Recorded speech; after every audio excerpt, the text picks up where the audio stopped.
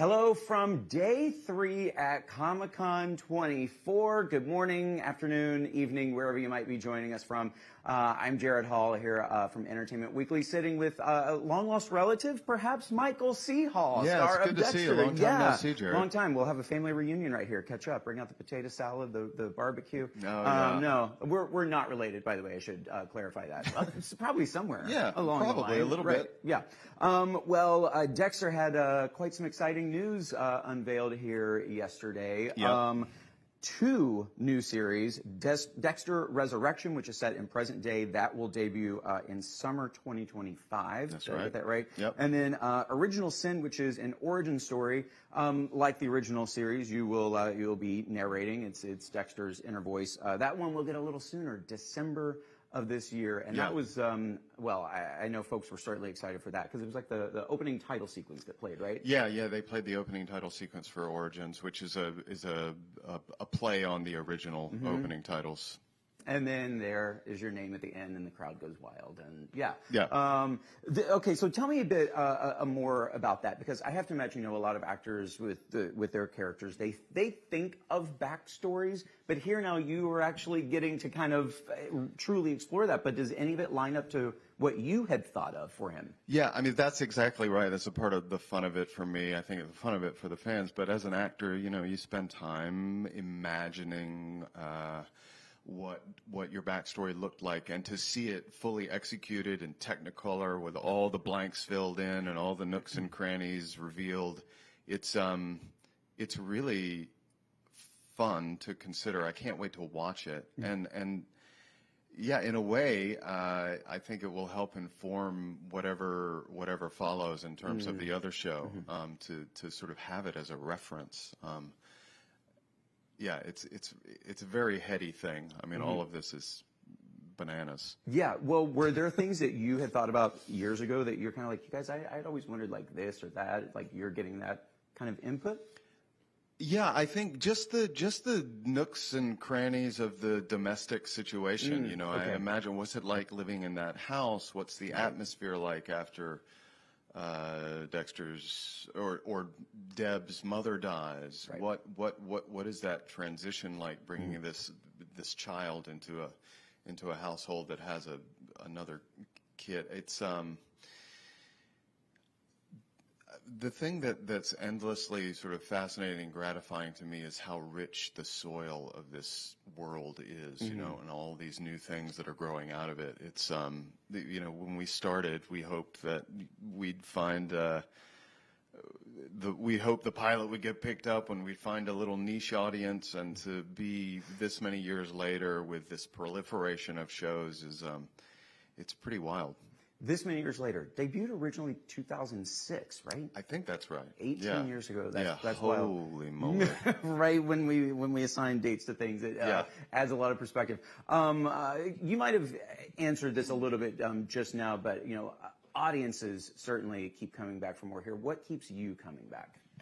I think, like I said, it's the richness of the world, of the soil, the fact that I think when New Blood ended and I started to have conversations with Clyde and Marco Siega, our director, Scott Reynolds, other writers, Gary Levine at Showtime, we just realized that there was potentially more to explore, and that sort of coupled with the new partnership with Paramount Plus and Chris McCarthy's desire to expand the universe, and we were just like, well, what if a part of this expansion is this resurrection idea? Yeah. Do you often have a feeling of like, I've got unfinished business with this guy? Yeah. I think, and to be honest, I mean, a lot of it is in response to the enthusiasm from our fan base, the desire for more, the desire to find out more, to learn more, to spend more time with him. But it's beyond anything that any of us conceived of when we started, that we'd still be here, that it's still growing. it's very gratifying. Yeah. That fan base here in large presence at Comic-Con. Do you recall your first Comic-Con with this show? Yeah, the first Comic-Con, I guess it was after the first season had aired, because it was the first time where we came sort of face to face with the enthusiasm of the fan base, and just to feel that wave of energy when you're in the hall doing the panels is really invigorating. Yeah, it's slightly overwhelming, I'm sure. Yeah. It's a lot, but it's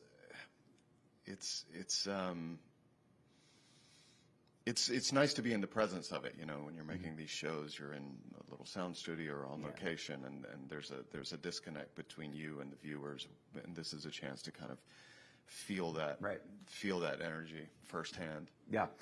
Patrick Gibson will be playing the younger Dexter on Original Sin. You just got to meet him yesterday for the first time? Yeah, I'd exchanged some emails with him, and we met when there were some table reads that I joined via Zoom, but this is the first time I saw him in 3 dimensions. Have you shared any killer advice with him? Sorry, I had to. It's fine. It's so just the puns are teed up in this. But I think, this incarnation of Dexter pre-original pilot belongs to him. You know, I think if there's anything I could contribute, it's whatever he's able to watch of the original series.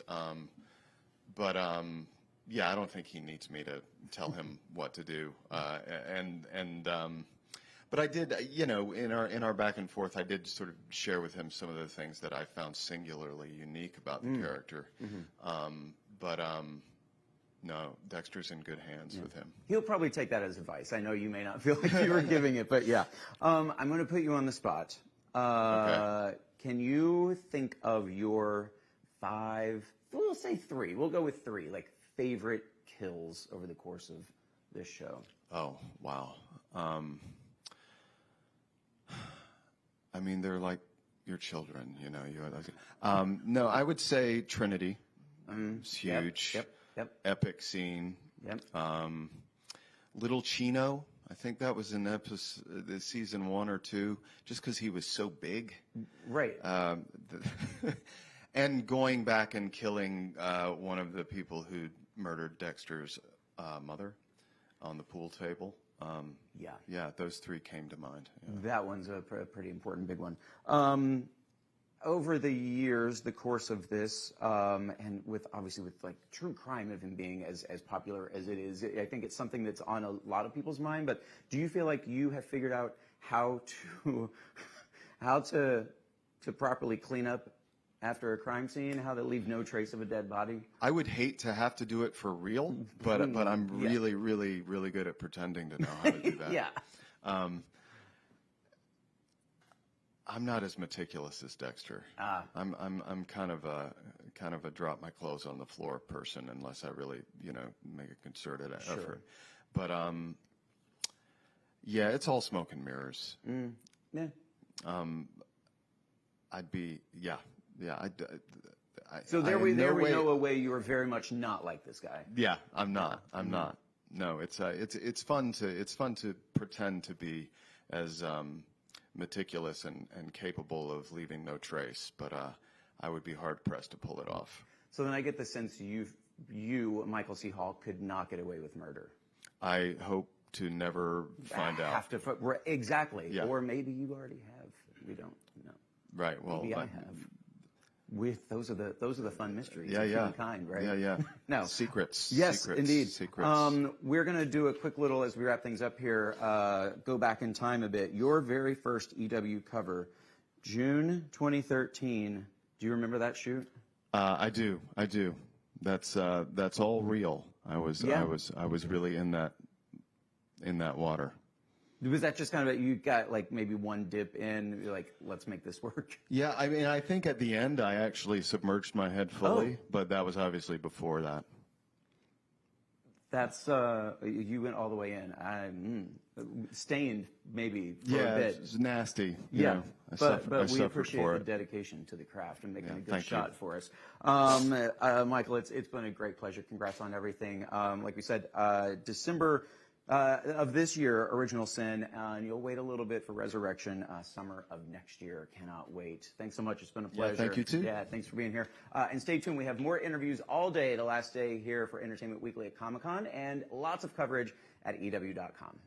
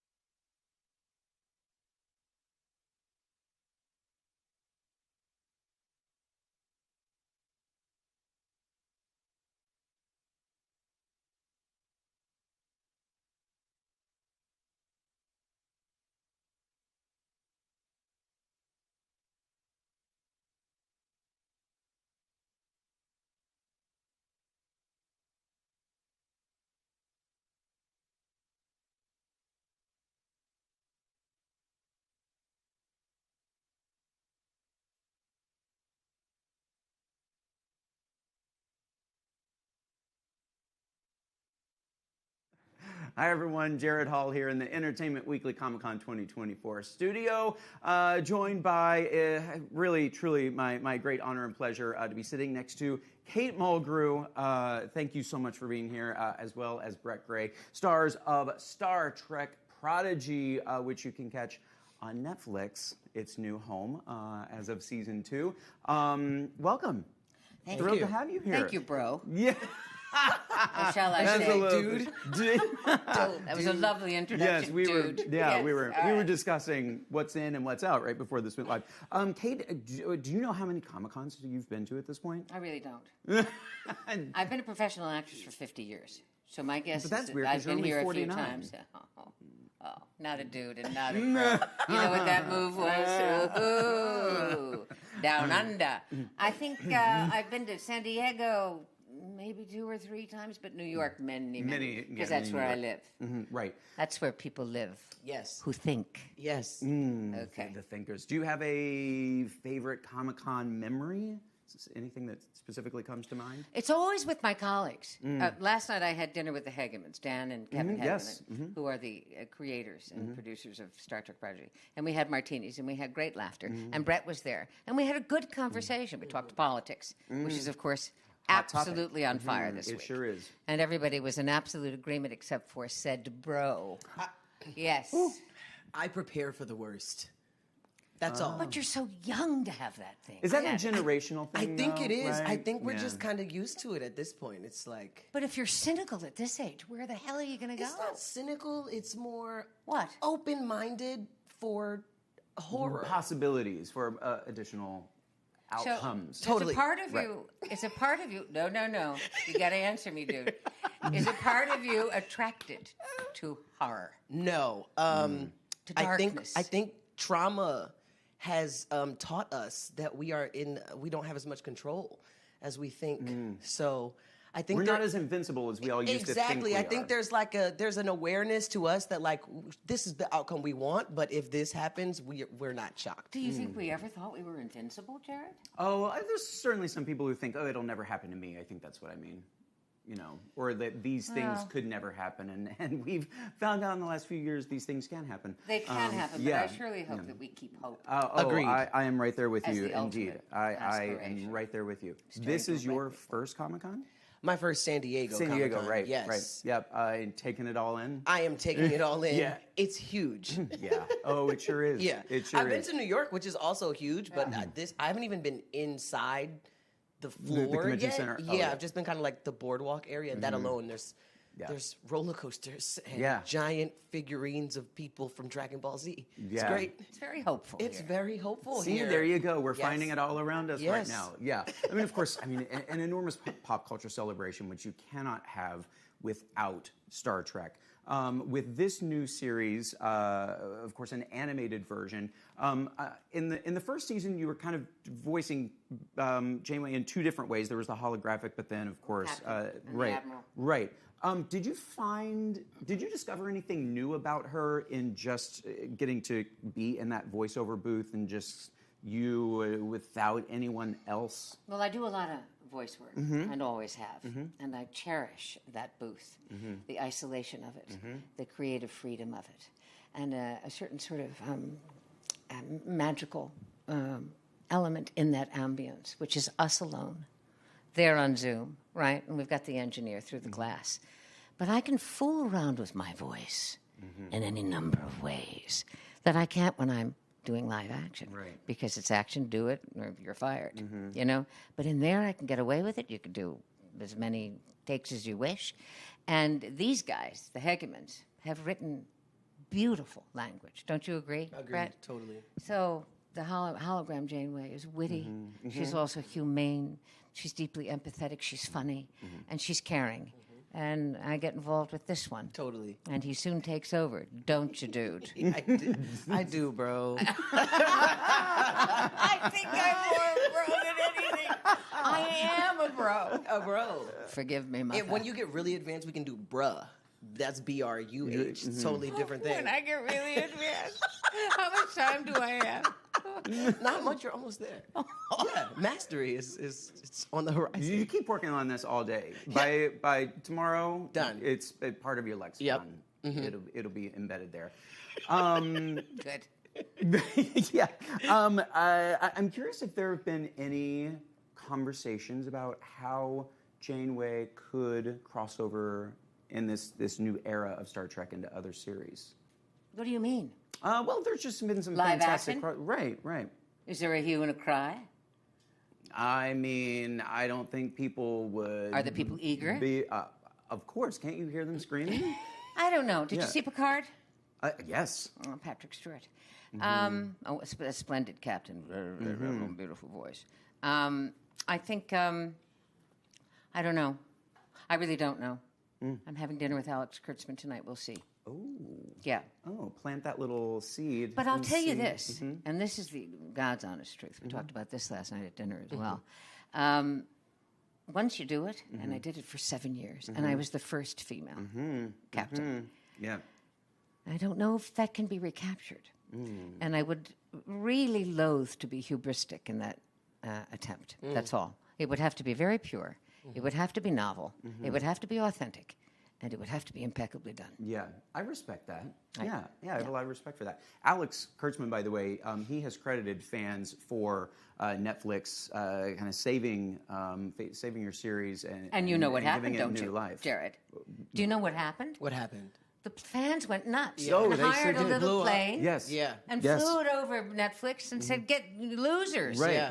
right? And Netflix, to their great But what's credit. that mean to the two of you that fans? I think came that's in? awesome. I think we were kind of like the like little show that could, you know. It was like, you know, and Didn't you know it was great from the beginning? Yeah, I mean, the first episode, I think I was like, wait, what is this? Like, it was, I mean, just the first 2 episodes, I think we watched at the premiere, and I was like, this is a film, every episode. And, you know, for people who don't know anything about Star Trek, which was me at the time, it deeply, you know, gave me an introduction to the series. So I was like, oh, yeah, this is something really, really special. And did you read the review in Variety that just came out? Oh, I haven't seen that one yet. It was astonishing. Yeah, See, totally. yeah. All of them, all of them for season 2 have been Saying it's the best All Star the Trek reviews, they've ever and they- seen. Well, I listen to the critics, folks. In this case, and from these two right here, you got to From the check bros. it out. Yeah, from the bros. from the bros. Yeah, Roman, bruh. On Netflix, both seasons are available to stream. Season 3. What about season 3, I Jared? don't Speak know. up, I don't speak up. know. It's going to happen, right? You've been renewed. Is that correct? Or maybe I we don't know can't say anything. anything yet. Do you know something? No, I don't know. you That's know what I'm something trying we to get don't? news. I don't know. Go No. to black. We'll, Do you know something? No, I don't know. We're live anything. on I wish YouTube. I did. I wish I could give you an answer. We are. But meantime, while we wait for a potential season 3, if you're in New York, check him out on Oh, Broadway. wait, we can't even say that soon. Oh, yet. why can't you? I know. Oh, can't I? I Well, can do it. we He's can't Michael say it. Jackson on Broadway. I'll tell you, he'll be on Broadway soon. That's Oh, it. my Okay, gosh. right. We don't know what, we don't know when, why, or how. But Show you a can little check him move. out there. Show- There it is. You two are a blast. Could chat with you all day, but we got to let you go because you have things to do and maybe news to go break elsewhere. Not really. Oh. Well, we'll stay can here stay and then. chat all Yeah, day. we'll stay here. Oh, wait, before we do go, I got to Talk show about you. your life. We're going to What? take a quick trip down memory lane. Do you remember this? January 20th, 1995, your first Entertainment Weekly cover. Oh my gosh, that's the year before I was born. Go to black. I'm... That looks amazing. Look at me. Look at me. Are you I kidding? didn't know what hit me. Wow. I lost 25 pounds in a month. You look incredible. Captain. Look at the Captain Dave. sheen on this font. It's... This yeah. is serious. That was an extraordinary thing. Not entertainment. I mean, Sure, but in general, everything. Wow. Yeah. You Well, should it's really literally incredible. frame this. changed everything. Yeah, well, like you said, the first female on there is great reverence for you. So Thank you very much, We're Jared. we're thrilled to have you here. Like Thank I you said. very Yeah, much. Yeah. Wow, that is It's been a incredible. pleasure, folks. We have more interviews coming to you right here live, so don't miss out on those. And we have tons of Comic-Con coverage at EW.com.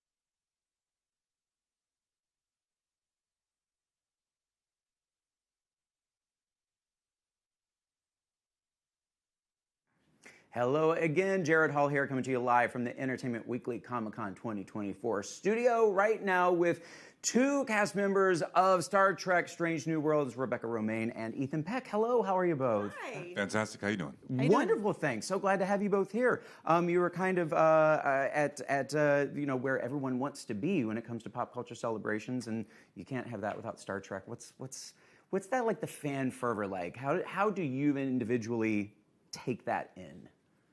It's actually such a fantastic fandom, and I think that these Comic-Cons exist because of the Star Trek fandom, which is pretty special.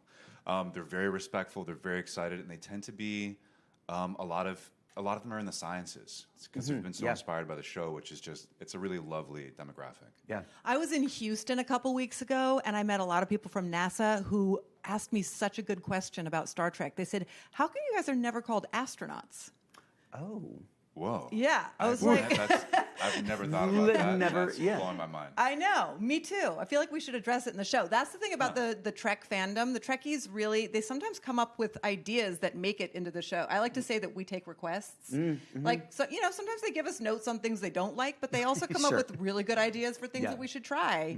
And sometimes they make it to the show. Well, keep submitting those ideas because you never know what will pop up, right? Lesson from that. You go quite a ways back with Comic-Con, right? You were here with X-Men films? Yes. And that is also a really intense fandom. Indeed. And I get, it's intense. Like it's kind of intimidating. You don't want to get it wrong. You want to please everybody.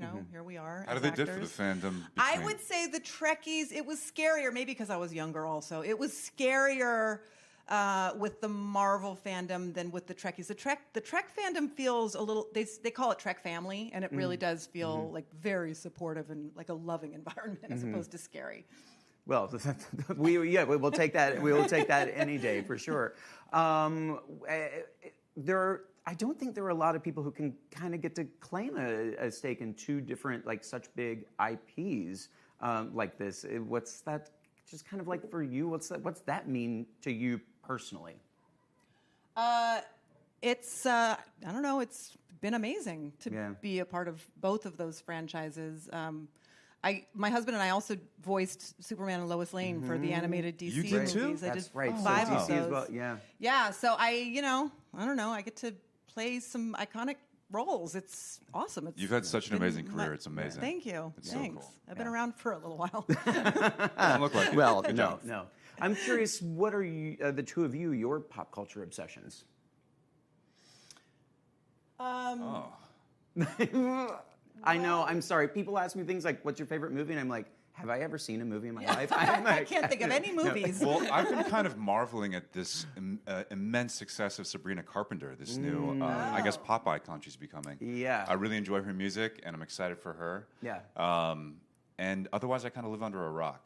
I watch older movies. Like I like RoboCop. I'm like stuck in the 80s for some things. So. Yeah, you're a real movie connoisseur.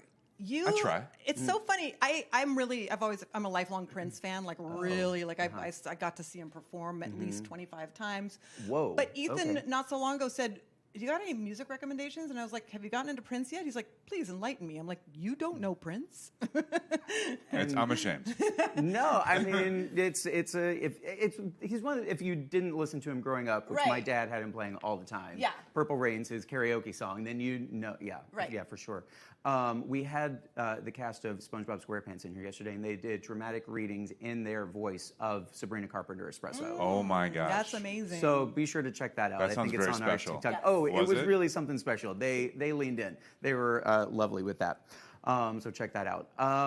Okay, let's talk because the Lower Decks Stranger Worlds crossover, I feel like really kind of set the bar for what this franchise can do. How do you guys top yourself? we just wrapped our 3rd season. I was about to and ask, we felt okay. the same way. We were like, how are we going to top, some of those things that we did in season 2? But we're pretty excited about some of the things that happened in season 3. We did it. I mean, as Akiva Goldsman says, Star Trek can be lots of things. It's not, we're not stuck. We're never stuck. I mean, there's always a mission of the week, and we have to keep it within canon, but we can play so much with genre, and our writers just keep figuring out new ways to push the envelope. It's incredible. Yeah, I think Henry Alonzo Myers, one of our showrunners, has a really great answer for this, which is that It's going to toot our horns a little bit, but he's so excited about our cast, and they like to write things that they think that we will enjoy playing. And so I think that's a really great perspective and a unique one, because with genre, there's just infinite possibilities, and we all really embrace our roles and our work. So it's a really special cast to be a part of. Yeah. Have you both felt that kind of shift, like that they, as the seasons have gone on, have written to your specific strengths? Absolutely. Absolutely. I think by season 2, they realized they could really throw anything at us, and we were game. Like, I mean, is there something in particular you would have thought, like, we wouldn't have done this season 1, but now there's that comfort level? I never thought the musical episode was musical going to episode, happen. I mean, for when they sure. threw that at us, and I think not everybody was as excited as I was, for example. I was like too busy to think about it and even consider it. I was like, I guess we're doing that You now. were less excited about it than I wasn't others. super excited You about weren't it. super excited about it. Well, I don't think Babs was feeling it too much. Babs was definitely not excited Babs was about it. not Who plays excited about Mbenga? But I think a number of us were like, yes! Well, Her I mean, I think included. kind of fair. I don't know if one would think of Spock in a musical. That's right. Like enjoying that. That's correct. And that extended to the guy playing him. Maybe. Yeah. No, but in truth, I really enjoyed it. At the end of the day, Yeah. singing feels so good. I like to sing in the car and things like that. Do you? Oh, that's Right. the only Feels so place I nice. sing. Yeah. Well, it was also, we shot that was the 9th episode of 10, so it's kind of the time of season when everybody wants to go home, we're exhausted. But we had couldn't overthink it. We We'd have couldn't fun. overthink it, and we had all this choreography to learn, and so we were all coming in on weekends, like on Saturdays and Sundays, to learn all the dance choreography and to record our songs and everything. It's a very busy time. So it was a very busy time, and everybody was so excited. It like gave us new vigor for the rest of the season. Right at the end of it. Yeah. Is there tease as you wish for something season 4? They're like, cannot wait for people to see this episode, or We haven't done season 4 yet. sorry, I We- meant, yes, we're 3, lucky sorry, enough yes. to have Right, announced season renewed 4. for yeah. yes, but, Which is incredible. Yes, which Yeah. is incredible. And we got to have that announcement while we were shooting season 3, which doesn't always happen. right. It was during lunch break. We were like at work, and Yeah. they called us back, and we like rushed back, and they were like, "You got picked up for season 4," and we were like, "Okay, can we get back to work?" But it's very Yeah, exciting now. yeah. Yeah. But that's certainly a nice feeling, because you're like, my gosh, okay, it's cool. We know incredible. we've got more Incredible. story to It's very tell. Yeah. unusual to be Yeah. picked up so early. What are we allowed to tease for? There's We're going to keep pushing genre, we are going to keep pushing pushing genre. the limits and boundaries of Okay. genre. We on have Star an Trek. episode that Jonathan Frakes directed called the Hollywood episode, and it's a Hollywood whodunit murder mystery where we all sold. play different characters, and it was really fun to shoot. And will this be airing after our panel? Oh no, this is happening live right now. We are I live. Oh, can't this is say- live. Oh, you can't say. There's Can't another say one. there's something else coming Oh. up. Yeah, That because I we're think very they're going to excited show a about. clip from that one. There's another really fun episode that they're Like going Pig to. Latin? Can you explain it in that? I know. I don't know. No. No, it's fine. It's fine. I'll say this: Olkenvey. Oh. Have I said too much? She said too much. That's perfect. People are That's going to be perfect. translating on YouTube. It's fine. They'll get it perfect. figured out. You two, it's been a great pleasure having you both here. Congrats on the show. Cannot wait now to see that Hollywood episode. And of course, you can watch all of Star Trek: Strange New Worlds on Paramount Plus. So be sure to check it out there. We have more interviews coming to you all day here, and full coverage of Comic-Con at EW.com. So we will see you there. Thank you again, both. Thanks you so so much. much. Thank Thank you. you.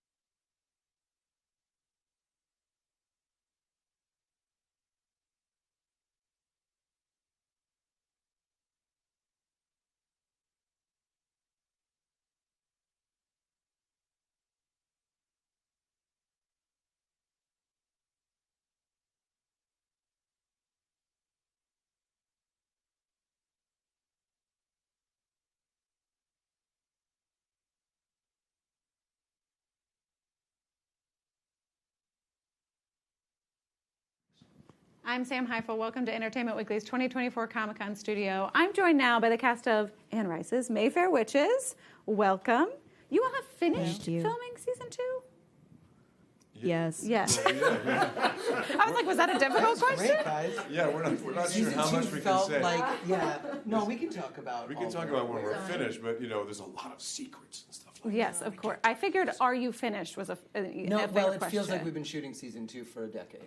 Sure. Yeah. How long actually was it? In like a good way. It was like 5 months, right? We were in New Orleans for the first 5 episodes, and then we were in Dublin for the last 3. Yeah, it was like 2 different shows. Well, New Orleans and Dublin, that's better. I feel like a lot of people are like LA, Vancouver. No offense to LA or Vancouver. We love those. But you guys get exciting locations. Yeah, it was great. It was I mean, a party. the drive would be easier from LA, I think. Well, sure. Yeah. LA is an exciting location. We never shoot in LA. It's true. LA You're never is an gonna exciting talk to location. one person I would be here so today. excited to Now. sleep in my own bed every night. Yeah, this is very true. But I know you guys are new to season 2. Indeed. What was it like for you guys to kind of join up? I didn't care for it. What was your I didn't. vibe? It was really challenging, I found, and it continues to be to this Yeah. day. Yeah. No, it Anyway, was great.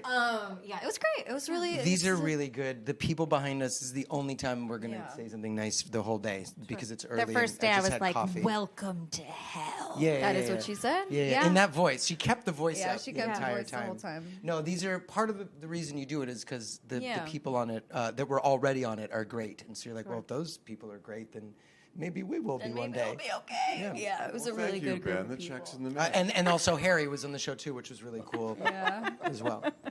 Is there any sort of guidance that you all give of like, here's what you need to know about what you're getting into? You taught us a Well, lot, yeah. right? Tell us.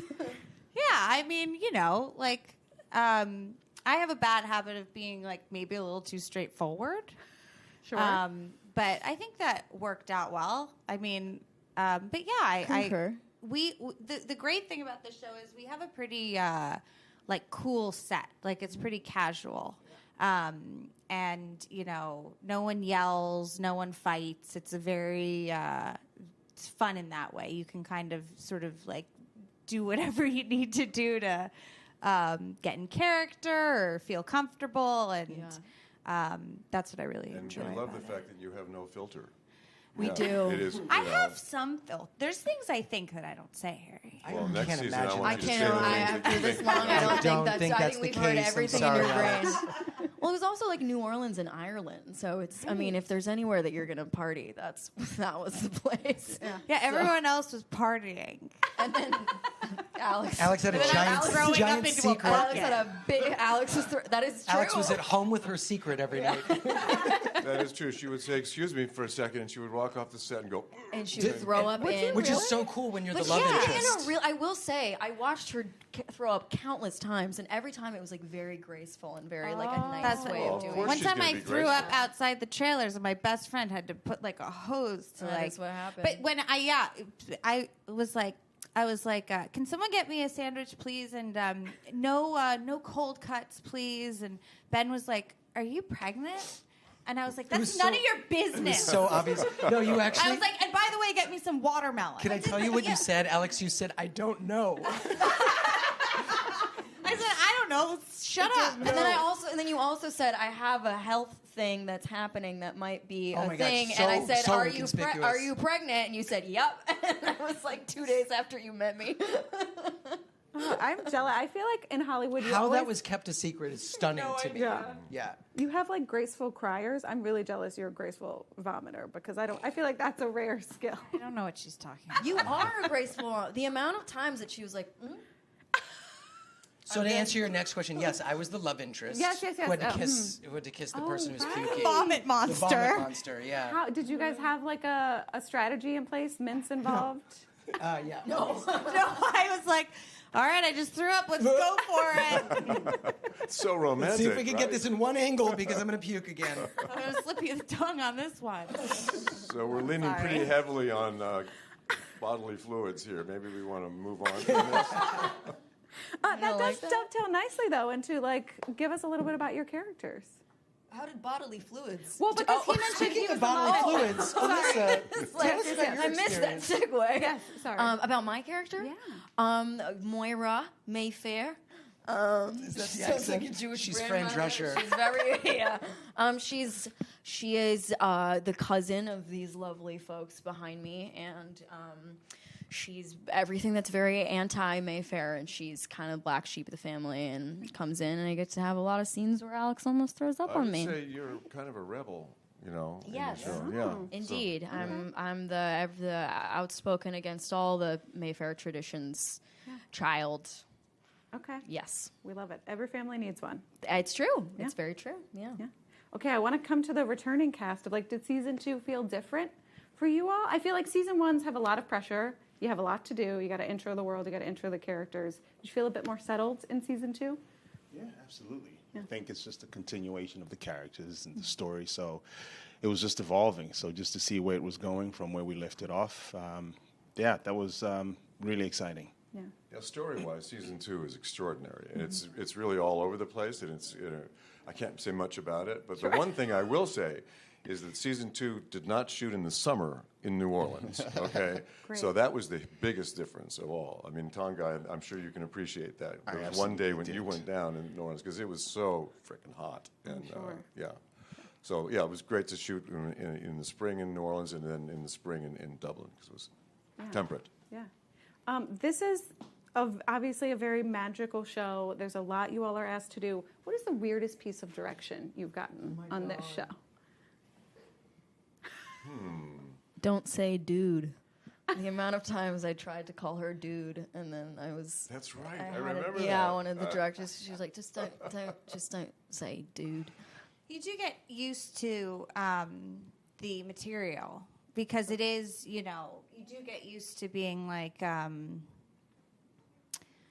it's a magical show. It's all kinds of crazy things happen, and sometimes the things are really crazy, and you just sort of get used to being like, okay, now this person's going to disappear. So look, you just get sort of used to all the madness that happens. Sure, the world we created in the show, anything goes. I mean, people die, they come back to life. They fly around. It's a really interesting show in that respect. Yeah. Does anything faze you all at this point? Any weird asks? Were there any weird asks? Every day I'm fazed by something. I'm like, life is really extraordinary. My job is. Our job is, extraordinary. Sometimes if you think about it too hard, you don't want to. You're like, what? I do this really weird thing for a living. Yeah, it's true. Yeah. I know we can't get into spoilers, but I do. Obviously, we ended on a huge cliffhanger. There's a lot of power. There's still ties to Lasher. What can you say about where Rowan kind of picks up, where she's at, how she's handling things? She's not doing great. Sure. But maybe I'm just thinking because Alex Daddario wasn't doing great. Yeah. So maybe I brought that to my character. Yeah. I think she's on her journey, and in the first season, we really set up her discovering who she was, and now that she knows who she is, what is she going to do with that information, and what journey is it going to take us on? And that's what the second season does: is shows us her evolution as a person, and really dives into okay, now that she knows who she is, what's going to happen? Yeah. All right, we'll leave people on that cliffhanger. Thank you guys for stopping through. Thank you. And everybody else, stay tuned to EW.com for all your Comic-Con needs. Bye. Goodbye.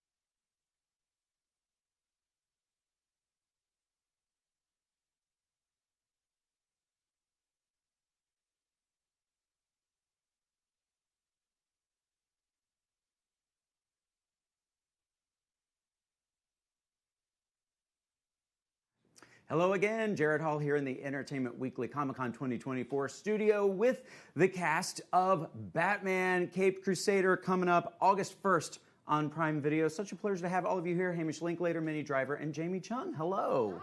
Hi. Hello. This series, by the way, right before this started, I discovered, I was talking to our fantastic crew here, and I discovered I had my own Batman. Like, I didn't know I could get into that. So I guess so. I don't know. But Hamish, we were together, was it last fall? No, earlier this year. Yes. Earlier this year at SCAD TV Fest, where you had Manhunt playing Abraham Lincoln. This guy also voices Batman. I mean, what can't you do? James Garfield. I don't know. There are a bunch of presidents. Give it a try. You don't want to do James Garfield. Really? Okay.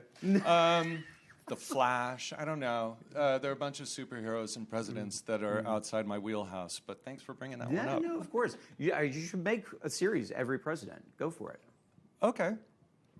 It's a challenge. I don't know. I'll do it. I don't know. Okay, I was going to say I don't know if you're accepting it. But anyway, for the three of you, of course, I mean, with a title like this, an IP like this that goes back decades now, fans are so excited for this one. But I'm curious, what kinds of things are you guys excited for? What is your pop culture obsession? Reality TV, but it's just trash. So, yeah, that's my vote. Do you like The Traitors? You know, I did watch that, but it was too much to jump into. But I like working class reality television shows. You know?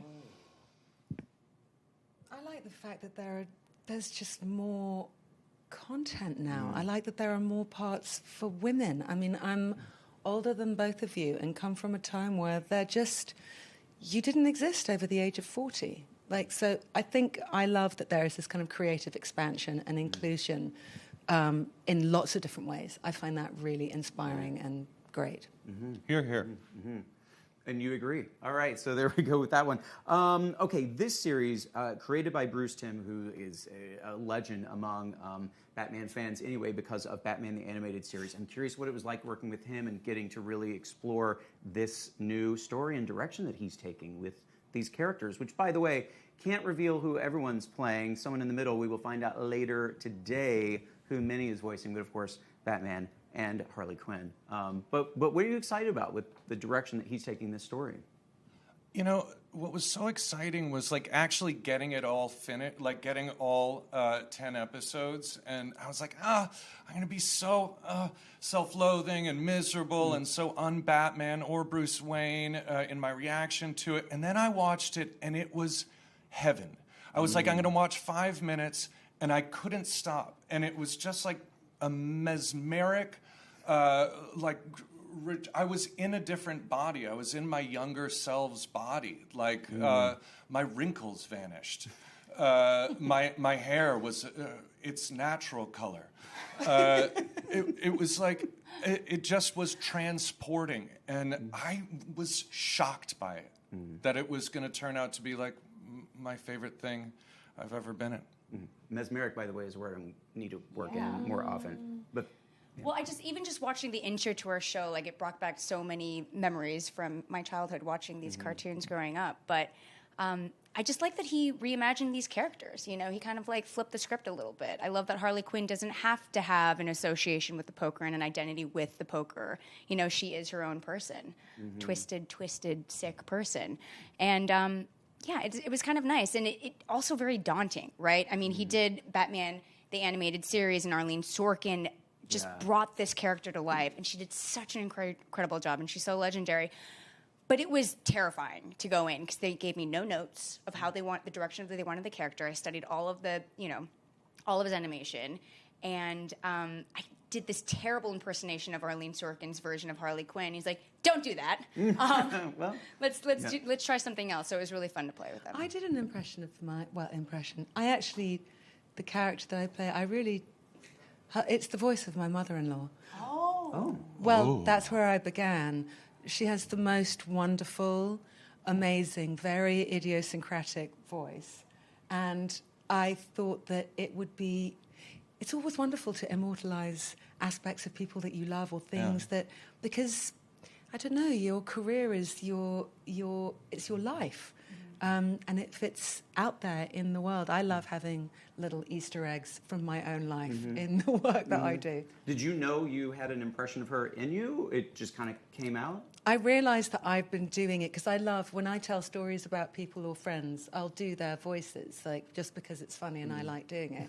And I realised I've been telling stories about Sadie, and when I went in and I started doing it, they were laughing and they were like, "Whoa, that's a lot." And I was like, "I know, but isn't it wonderful?" And then we dialed it back a little bit. A little bit, but that was the fundament of it. Like I really like that aspect, and it's a great. My mother-in-law, is a great character, and the character I play is a truly great character. Does she know this? No, she won't be watching right now. But I mean, but maybe on August 1st. By the way, she might. Yeah. I think she'll be flattered, and she'll know that it was a blueprint because I don't really sound exactly like her, but little bits. But the inspiration's there. Yes. Gotta have that. How did you distinguish between Batman and Bruce Wayne? From a vocal perspective, I mean. So many mother-in-laws to choose from.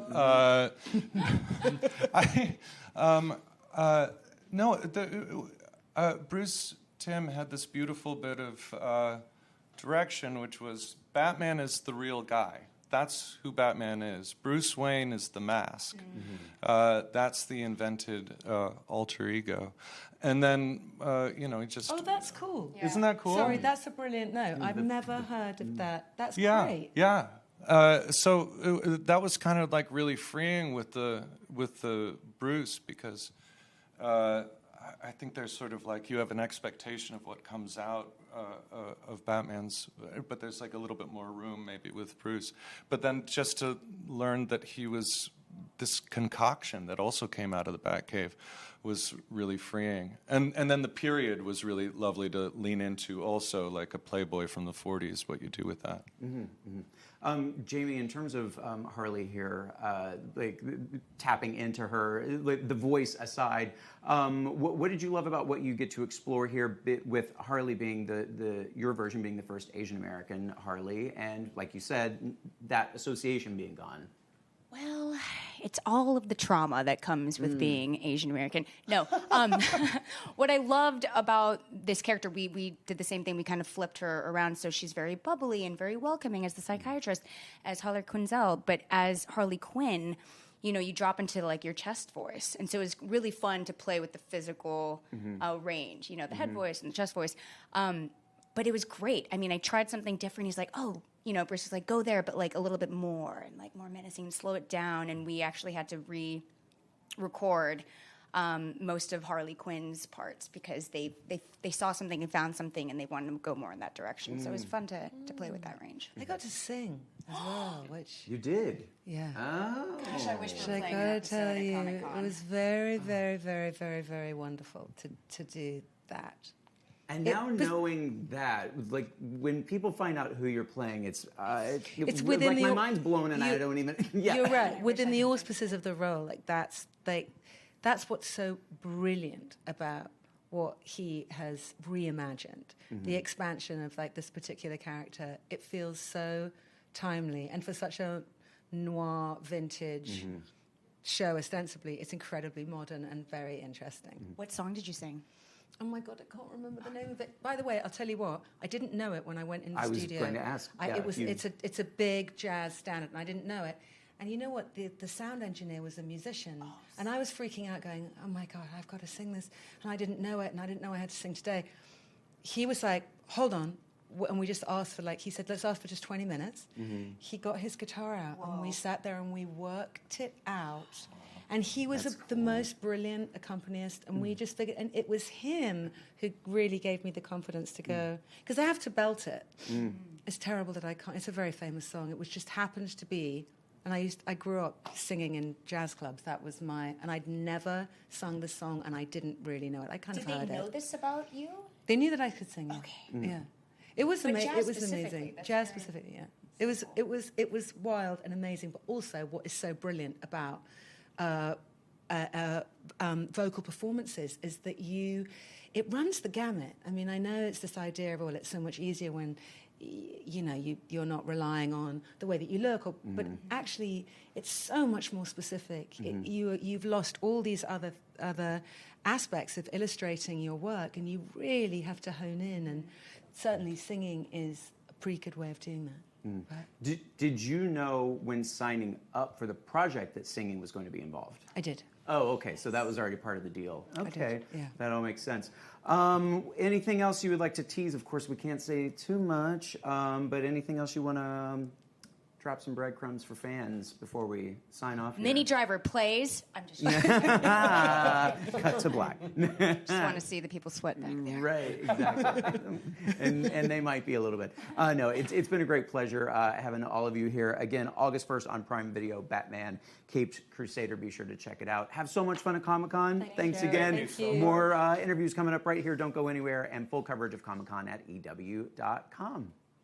You guys, I'm really proud of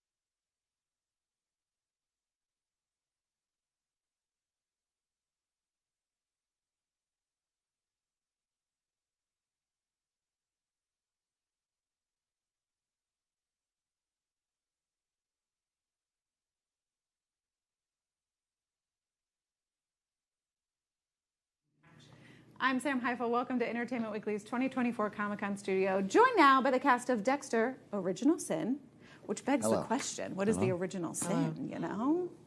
Oh, God, I don't even know. Well.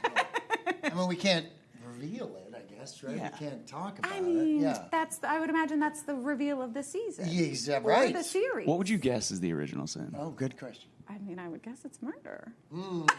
It could be. Very well could I be. haven't If read the it's not scripts. murder, Yeah. what a twist. There might be a surprise. Yeah. Yeah, a Who surprise or two. knows? Yeah. Okay, so you guys are just getting into filming, a couple months into filming? Yes? Yeah, we finished about 2 episodes. Okay, okay. We started in Miami Yeah. and shot some things there, a couple months ago. Yeah, yeah. And beginning of June. then we finished the second episode last week or something. Yeah. I guess for those who aren't aware, we should maybe do character Okay. intros of. This is a prequel series. Correct. To Dexter, obviously. Correct, yes. And the titular Dexter. Yeah. But yeah, let's go. You're Harry, I'm correct? Harry Morgan. Yeah, I'm Dexter's dad. Which is incredible. I was a huge fan of the original show. Michael C. Hall was amazing. Yes. I couldn't stop. It was like I just needed to absorb the whole show, and to get the chance to play Harry Morgan. I mean, he's a much beloved character. So to fill those shoes is challenging and exciting. Yeah. Amazing. What about you? Well, I played Dexter Morgan, who is Harry Morgan's son. And I believe this guy, my son. It's crazy, but yes. I know. Well, Harry had me very young. It was, yeah. But no, I mean, kind of just, the same as Christian. This is, I was a massive fan of the show, and then reading the scripts, every one of them feels like watching an episode of Dexter. It's like there on the page, like the tone of it, even just how they write the like scene descriptions and stuff. It just has that like mad mix of light and dark and like comedy, and the next moment you're freaking out and there's a twist and then you're laughing. It's just like so much fun, and it's been such a blast to shoot, and these guys are just the best. It's a fake accent, by the way. He just puts that on for interviews. I don't know what's going on. Just for press. Yeah, just for press. Yeah, I can confirm. 5 minutes ago, it wasn't there. I know. I just felt like the Irish thing. It felt a little less evil or something. Right, I needed it's something nice. to That's contrast. true. That's how you get fans to not be scared of you, is Yeah. the Irish accent. That's smart. That's smart. I play Deborah Morgan, and I am also related to these people in the television show. I feel like I love the character of Deborah. Obviously, like, has so many, known for her swearing, some Vernacular, iconic lines. Do you have like a favorite line so far?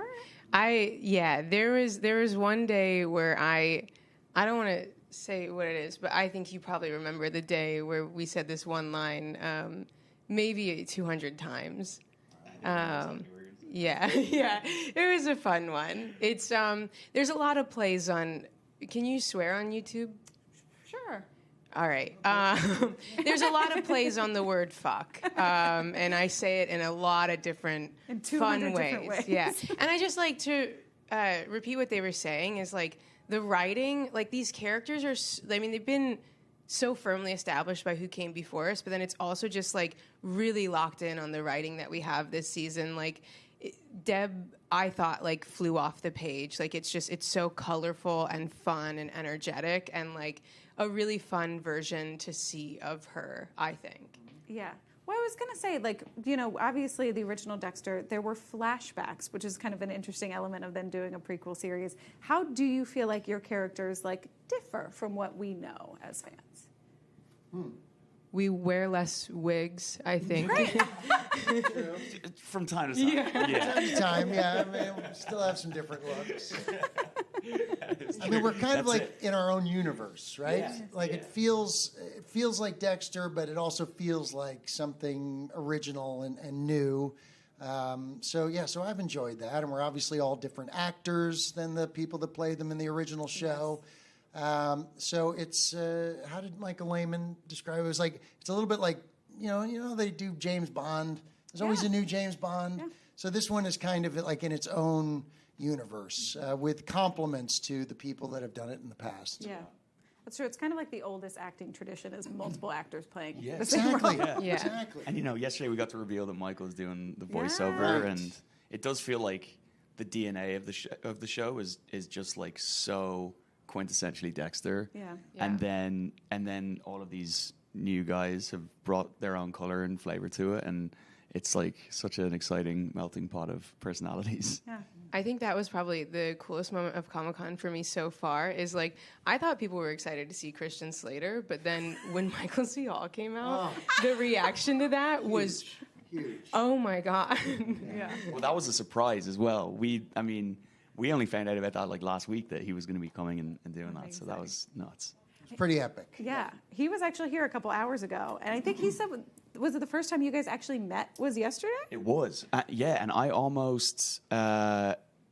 I was still freaking out about... We were taking photos, and I turned around, and he was like, "Hi, I'm Michael." I was like, oh my God, yes, you are. And I mean, like I was saying to someone, I've listened to that man's voice so much over the past, 2 months, 3 months, like going to sleep and like watching him in the shower, and not watching him in the shower.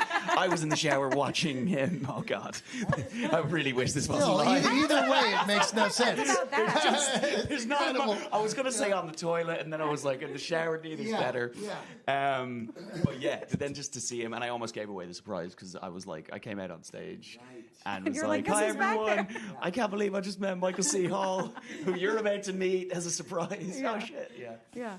He said you guys had like exchanged emails though beforehand. Yeah. He was hesitant to say he gave you advice. I think he wanted to be nice, but did he give you some advice? That's very kind of him. I begged him for advice. Okay. I was like, "Michael, I am so aware that these are massive shoes to fill, and please give me all the help I can get." And he had some like incredible takes on Dexter and shared things that he described Dexter as being kaleidoscopic and Whitman-esque, meaning he's like full of contradictions. Like the stuff that he was sharing just enriched the whole character of Dexter for me so much. I now have questions about Michael C. Hall's vocabulary. I know. I still don't know what those words mean. But they sounded really smart. So yeah. Wow. I was like, I'll be very kaleidoscopic with my performance. You're like, that's a good note. And it's amazing. I mean, you're very colorful. Okay, we're set in the 90s. Right. What's the wardrobe like? What's the fashion? Boy, well, I mean, the 90s were a very special time. Very iconic. A lot of shorts, a lot of... So the one thing is, I love everything that I wear, but the studio is cold. Oh, yeah. And I wear clothes, but not a lot of them.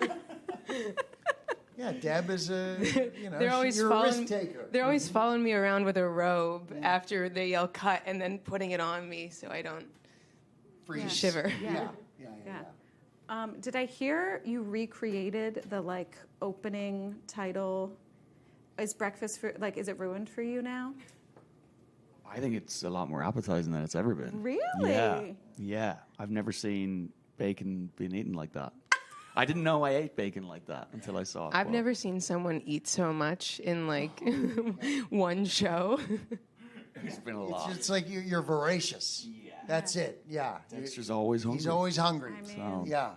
I know. He's a hunter. I get He's, it. like a shark, just... Yeah. Cubana sandwiches, steak, donuts. There's been a lot. Yeah. Yeah. What has surprised you so far about this project? You kind of knew what you were getting into, obviously, because we know Dexter. But has anything kind of surprised you about this?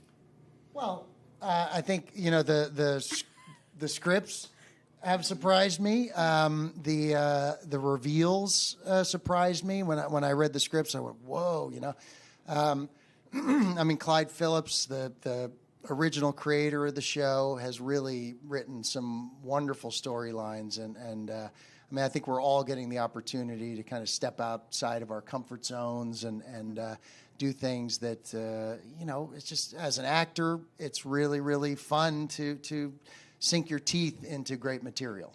Yeah. Murder is a little outside of comfort zones, I would imagine. That is correct, yes. Fortunately. For some. Yeah. Some. Amazing. All right, well, I will let you guys go. Oh, did you want to say something? Well, I was just going to say that besides the scripts, working with people whose names I've known for so long and having them be like the most genuine, fun people to be around, like Christian, Sarah Michelle Gellar. I was freaking out being in the same room with them. I'm like, hold me back, guys. Yeah, no, we've had a good time, and now more people know what a goofball we can all be. Yeah, exactly. We'll never be let out of the house again after this. So yeah. Amazing. Okay, well, I will let you guys go, but thank you for stopping through. And everybody else, stay tuned to EW.com for all your Comic-Con needs.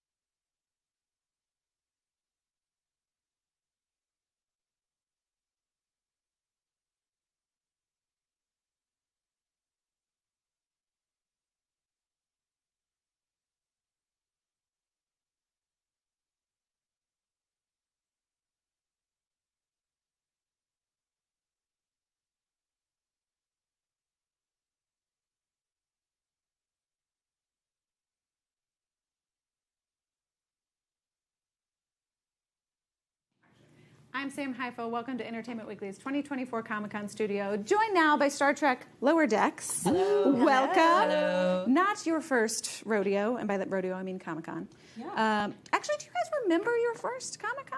I do. It's 2019. I met Jerry O'Connell. Whoa. It was a dream of dreams. That's right. Went right to the bar. We met when we announced Actually, that is true. Lower Decks. We came here and we all sort of met each other, and it was crazy because we were a new animated Star Trek show. Yeah. We were not really well received. That day. Disagree. Yeah. I mean, we liked it. I loved it. I have revisionist memory. Everyone liked it, as far as I'm concerned. Star Trek fans love stuff that is brand new that could betray them and be something they don't like. They get worried. You know what I mean? Like they want to. They want to be careful. Well, Yeah. it's so funny. I actually remember feeling fear after seeing everyone's faces. Cool. Well, I do remember we did our panel in Hall H. I'm remembering this correctly, and I remember it was announced that there was going to be an animated Star Trek show, and I remember the scowls. It was really scary. Do you remember being our moderator for that panel? Yes. Well, and sweating. The Comic-Con I came to, I just came when everybody loved the show. Yeah, and you so did it I right. had a good time 2 years ago. I don't think those were scowls. I think those were furrowed brows thinking like, man, why didn't I think of this great idea? Yeah, I'm this so is cool. excited. I like this. Yeah. I used to come here when I was an assistant back in like 2008, and I didn't get to come to do the EW stuff back then. So I like being here now. We're very exclusive up here.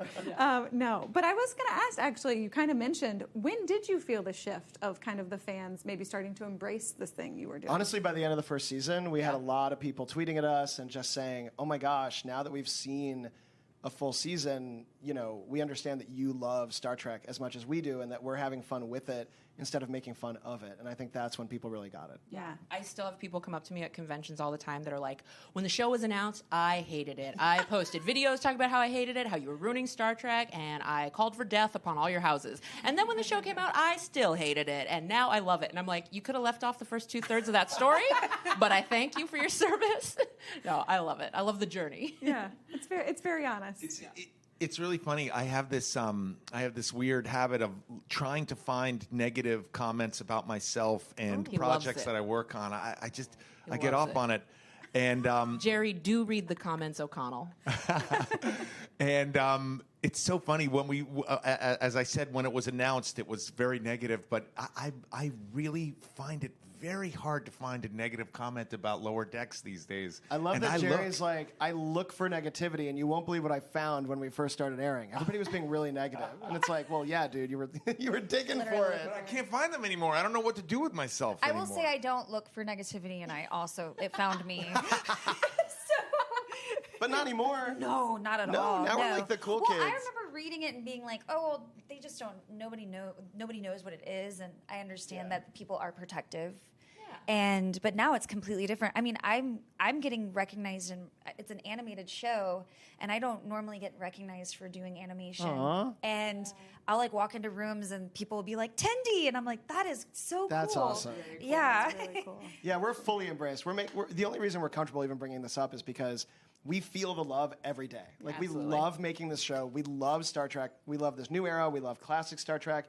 You know, the fans are so vocal about how much they love the show, and we really, really feel it. So we're kind of making fun of like, I think, you know, I remember when TNG came out, people were like, oh no, what is this? You know what I mean? Like every Star Trek goes through it, and we did, but now we feel so embraced by everybody, and It's a it rite really of feels passage. good. Yeah. It's a rite of passage. Well, you have to earn it, and I feel like it feels better that way because you know it's because they actually like our thing and not just a Star Trek fan. You know? Yeah.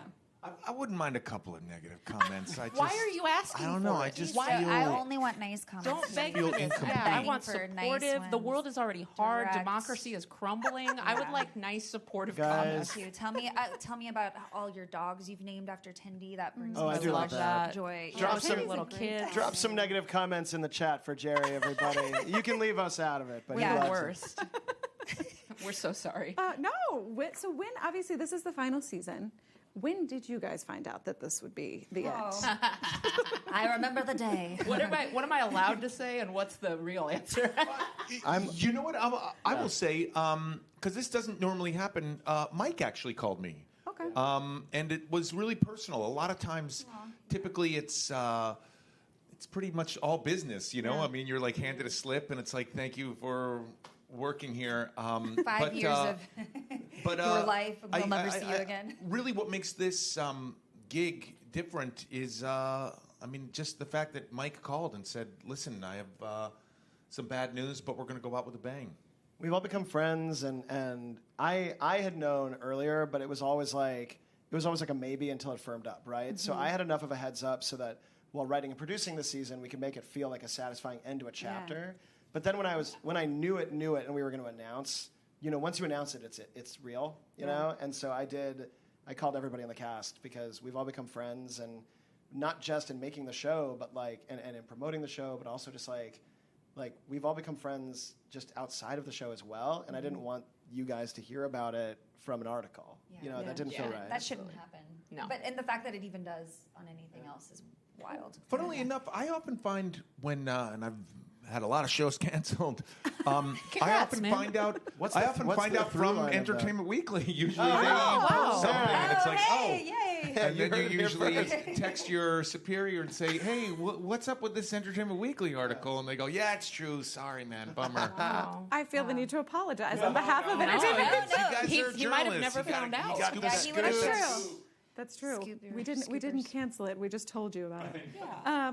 Did you guys feel like, as you were making the final season, did you get to say goodbye? Do you feel like it's ending? Obviously, we still have to watch it, so it's kind of a weird, is it over yet? But it's a soft goodbye. It's like a goodbye for now, but the beauty of animation is, look at Futurama, look at any of those shows that they won't let go away. Not that we want them to, but truly it feels like some of those animated shows almost would be like, wait, are you sure you still want this? And fans are like, yeah. So, I don't know. Mike's got a million more stories in his brain. Yeah, the show was never designed to be like a serialized story where it ends. I wanted it to at least go 7 seasons because we're making a Star Trek, and that's Star Treks to me from the 90s. That's how long they went. And then we could just do movies forever if you guys are down with that. Absolutely. But yeah, this season's really cool because we had enough of a heads up. It's not like we're closing the story down. It's more like we got to pull all these things that I wanted to do later on. And I was like, no, it's like the end of a fireworks where they shoot them all off at the end. Yeah. That's what the season feels like. Let's go home, light the box on fire. Yeah, let's give them the big one. Let's light off the cannons. That's what the season feels like. And by the way, Paramount Plus, they're handing out spinoffs all the time. You never know what'll happen, you know? Yeah, vote in the comments who's the spinoff. Any of us could get a ship. You get a ship, and you get a spinoff. Let's do a spinoff, and then right when we air, the title falls off of it, and it just still says Lower Decks. We're like, go! Quick, do it before they notice. Well, you kind of mentioned it, and one thing I always love to ask around final seasons is what are the type of series finales that you love? Are we tying everything up in a bow? Do we love kind of the really emotional? Do we love a shock factor? Are we cutting to black? What can you say about how you wanted to end this? How do you want to end it? 20 minutes of just singing. Drinking tea and staring into each other's eyes. Yeah, hanging. I think when you end a drama, you can do something really interesting. Sure. That almost is like a thesis for the whole show, like Sopranos. You know what I mean? And for a comedy, I think comedy series finales are hard. They are. And I think it's hard to say goodbye and laugh at the same time. It's a little bittersweet, and I think you can try to be too clever by half, and it ends up being nobody's favorite episode. Nobody's favorite episode is the finale. Yeah. I do think the way we've approached it, because I love finales, and if you watch any Lower Decks season, the last 2 episodes are often just bonkers bigger than the rest of the season intentionally, right? Because I like to feel like we made it to the end of the season together. We're going to do something really special and something you haven't seen before. Yeah. And to do that on a scale for the series, the episodes have gotten very long at the end of the season. I don't know if Paramount is finding that out right now. Hey, everybody. You may notice we air slightly later than we usually do because we are drawing a lot of stuff this season. But for us, instead of trying to make a thesis or be too clever, it is a celebration. It's a celebration of everything you love about the show. People change, but they still stay the same. You still love them. And when you get to that final episode of this season, I think you're just going to want to go back and rewatch the whole thing, which is like the best way to end. Mike did a great job with the finale. You did a great job. You really did. Yeah. I was going to say, how did you, like when you guys got to read it for the first time, how did you feel? I was emotional. It was emotional. At first, I rejected it because I had just kind of recently found out that this was maybe an end. Sure. And so I think there was a lot of like rewriting of like, how sure are we this is an end? And so when I read, some things that happened, I was like, no, maybe what if I just don't record it? Can they legally force me to end this show? I'll just hold it hostage. Yeah. And then eventually I had to come to my senses. I did. There is some stuff in the finale that I watched the rough cut the other day, and I had my wife, Brooke, watch it because she's a very good barometer on if I've messed up or not. And she just started to cry at the end of it. And you were like, nailed it. I don't want to say goodbye to these guys. And I was like, I get it, And a lot of it is because Tawny really pulls at the heartstrings, like at the very end of the episode. I mean, it's actually very rude what you're going to be doing to people when they see it. They're going to feel really bad. I didn't do it on purpose. That's how you get your negative comment. No, I'm sure there'll be nice comments. I don't want them. Finally, give me my fix. I don't want them. Give me my fix. I don't want them. I've been CW, black please. on the internet my whole life. I've had enough negative comments. Give them to Jerry. One of the things I like about the finale, though, is that it feels like you said, a celebration, and also like the things that we love about the show. So it doesn't feel like an end, but it does feel. I keep saying it's like the end of it's like a chapter ending, but not the book. You know what I mean? Yeah. So when I wasn't very sad because it seems hopeful. Good. Yeah, I wasn't Good. sad. I'm looking forward to whatever else is next, which I hope. Yeah, there's something next. If you're a fan looking for, well, that's done. I don't need any more of that. We don't give you that. So sorry in advance about that. But we do give you Welp That's Done here because I just saw somebody give you the Wrap It Up sign. Yeah. So we're done here. We're doing that. Amazing. Yeah. Well, you did my job for me. Thank you guys for stopping through. And everybody else, stay tuned to EW.com for all your Comic-Con needs.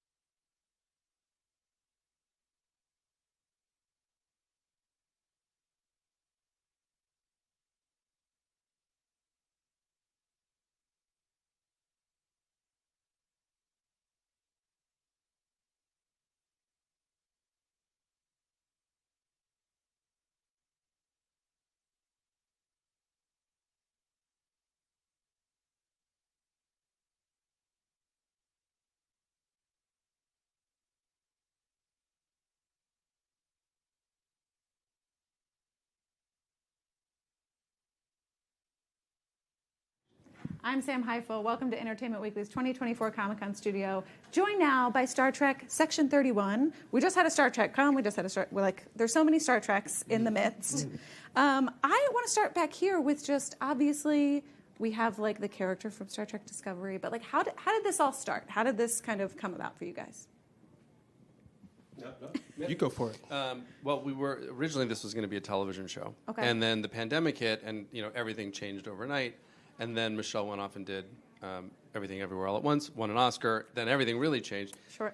But she was relentless about wanting to do Section 31 and come back and play Philippa Georgiou again. And so we decided we were going to do a movie, which was going to fit her schedule. And then, right out of the gate, I was like, well, if we're going to do a movie, Tunde has to direct it because he's amazing. And he was, he kind of carried Discovery on his back for a long time. Yeah. And that's how it started. Yeah.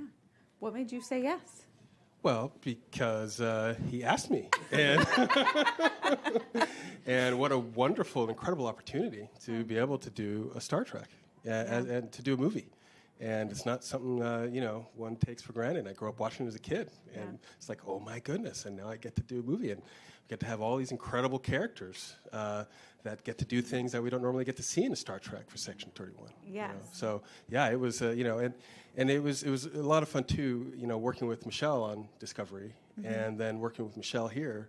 It's essentially 3 different characters that I've gotten to work with her on because there's an evolution, it's a prime Michelle, then there's the mirror Michelle, and then there's this evolution where there's a third Michelle that has a nuance and a lot of complexity that combines both characters into this essentially third one, So it was an easy yes. Amazing. I believe, correct me if I'm wrong, but I think we have a couple newbies to the Star Trek universe. You're at Comic-Con, which is where they all basically live. They live here year round. Yeah, they live here. What has it been like so far? Your kind of introduction to Star Trek? Just a big sigh. What a beautiful world. What a beautiful world. I feel like yeah, thank you, Sam. So I was going to say I feel like Sam should go first. You see why he should go first. He's not new. But I was going to say, but Sam is probably, along with Robert Kaczynski, who we affectionately coined as Kaz, Robert and Sam are probably our biggest Trekkers on the cast. I grew up absolutely in front of the TV watching the original series on. So what it feels like for me, it was interesting because I had conversations ultimately with Alex as well, but they preemptively were had with our dear director.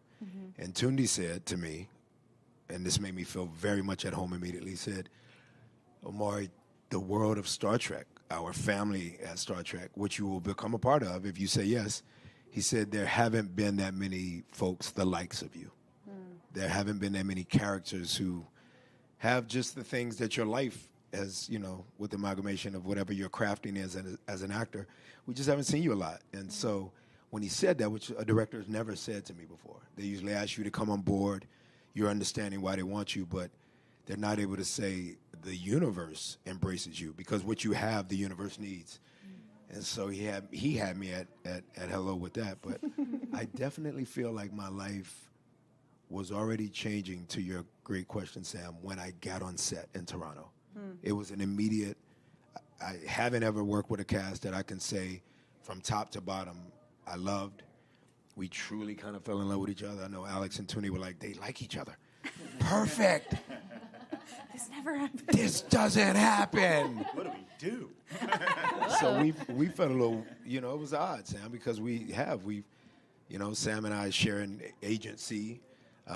We obviously, as African-American actors, share a lot of stories about some bads and some goods, but this is one of the greatest goods that I've ever experienced on my journey. Amazing. I am happy that Alex and Tunde brought me aboard. Yeah. It's just getting started. Ooh, that part. What about for you? What was it like to kind of get into this world? Oh my gosh, just such an incredible treat. Just like the warmest, lovely bubble bath. That's my best description. I was like, oh, like Her eyes turned blue. that you get. Yeah. That's it. Truly. Some bubble bath. Yeah, hello. No, but truly, I think similar to Omari's point, just really felt an instant connection with everybody involved with this in a kind of magical way that I've not ever encountered in the same way. It was just easy and fun, and I felt like totally held by everybody, and like I could be my little weird self. Add talented in there. Hey, thank you. Yeah, it was amazing, and I'm so excited to be here and to experience the fandom and all the Trekkers. I'm just like so ready to dive right in. Be careful what you ask for. Okay, sure. Heard. Okay, I'm taking notes. Sam, obviously you have a little bit of Star Trek experience. Did you offer any words of advice? Well, it's true that my first part of being Star Trek universe is I'm in Lower Decks as Captain Vendome.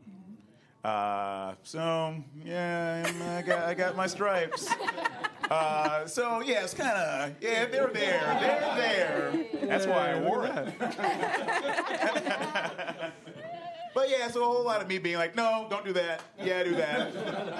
And you're like, no. This Section 31 is such like a unique thing to Star Trek and like what we have typically seen in Star Trek. As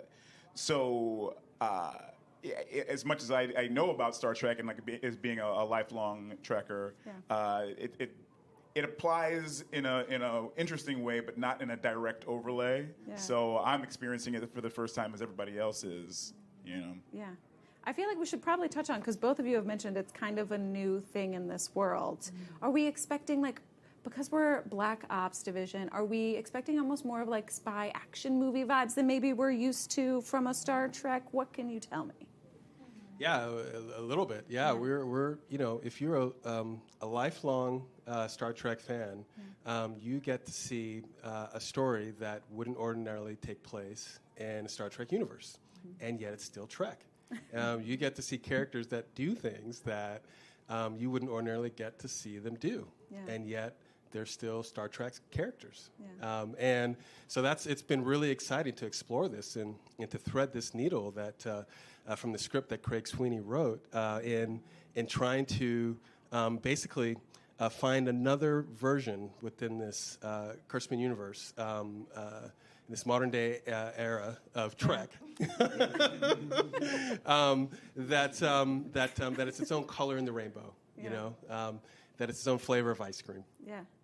Amazing. Yum. Did you guys have like a lot of stunt? I feel like there's some hand-to-hand combat. Was there stunt training? Yeah. Not for me. Oh, sorry. Got to do. Got to do some stunt stuff. Some fighting, some jumping, some. They're being diving. modest by saying some. Yeah. Flying debris. It was definitely heavy. Lots of flying debris. Yeah. Mm-hmm. Yeah. I think Alex and I were talking offset before the interview began. Before he asked you if you're alive. Yeah. Sam, are you here with us? I'm here. I love it. I'm alive. So Alex and I were speaking, and we were talking about just other shows that have nailed that beautiful hybrid of drama meets love story meets fragmented, characters who are duplicitous and trying to figure life out, but messy. Mm-hmm. And Alex was referring to certain shows that have messy fight scenes. What was great about Section 31 is it got messy enough. Yeah. And at times I looked at Sam and I was like, Sam, you never done messy like this. Not messy like this. I've done messy in my personal life, but not messy fight scenes. So it was good. Yeah. A lot of work. Shout outs to our stunt coordinators and Chris just McGuire. an incredible. Chris Chris. McGuire is an amazing guy. His team was equally hands-on, and it was awesome. Shout outs to them. They did an incredible job. Incredible stunt Yeah, performers. they did. The other thing is that, if you're just an action lover, this movie's for you. Mm-hmm. Because there's plenty of that in there. It's for all our Trek fans as well. But this movie it opens things up in ways that maybe we haven't done before. Yeah. Obviously, Star Trek is known for always iconic, sometimes wild costumes. Mm-hmm. What was it like for you guys to actually kind of put on your character costumes for the first time? pretty amazing because we have a few costumes each, and with being in Section 31, we don't necessarily wear the typical uniform of all Star Trek. So we all had our individual thing, and it's just so cool to see the storyboards of like what it's meant to look like, and then like you go through the fittings, and then you're wearing this thing. It's like, oh my god, I am a character in a universe of Star Trek. We have a team, just incredible crew, and obviously this person is no stranger. Alex and Tunde have hired this incredible force of a costume designer, and that being Gersh. And Gersha did an incredible job. I worked with her 17, 18 years ago. So it was ironic, Sam, because I returned again to this Sam's point, returning wearing something so different from whatever I wore 17 years ago on a run-of-the-mill film. But she had it all together precisely. It's such a science to everybody's outfit. Again, Section 31's this motley crew, almost like a band. So it was only Casey who was wearing more of a traditional outfit, but even Gersha nailed that part. It's pretty amazing. I walked into that costume fitting so incredibly nervous and like feeling like I had fallen off the turnip truck. And Gersha, I did. Here I am. And Gersha and her team had built me this incredible leather jacket. That as soon as I put it on, it zipped all the way up. It like held me all in, and it straightened my spine out. And I immediately was like, "Oh, hi, Rachel. Hey." Orthopedic costumes. Yeah. I mean, spine has never felt better. Costuming is so important. Absolutely. And obviously, shout out to all of you fans who are here for the San Diego Incomparable Comic-Con, because you proved that costumes matter. So it really shows up in this movie. Well said. It really shows I up. know. I think that's the perfect note to end on. Thank you guys for stopping by. Thanks for having us. Everybody else, stay tuned to EW.com for all your Comic-Con needs. Watch it.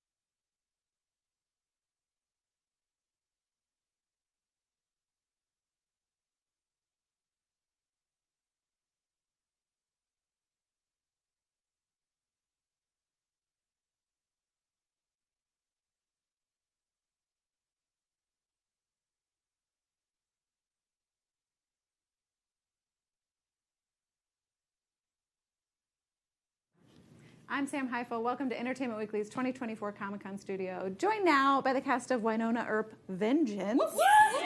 We've got a colon now.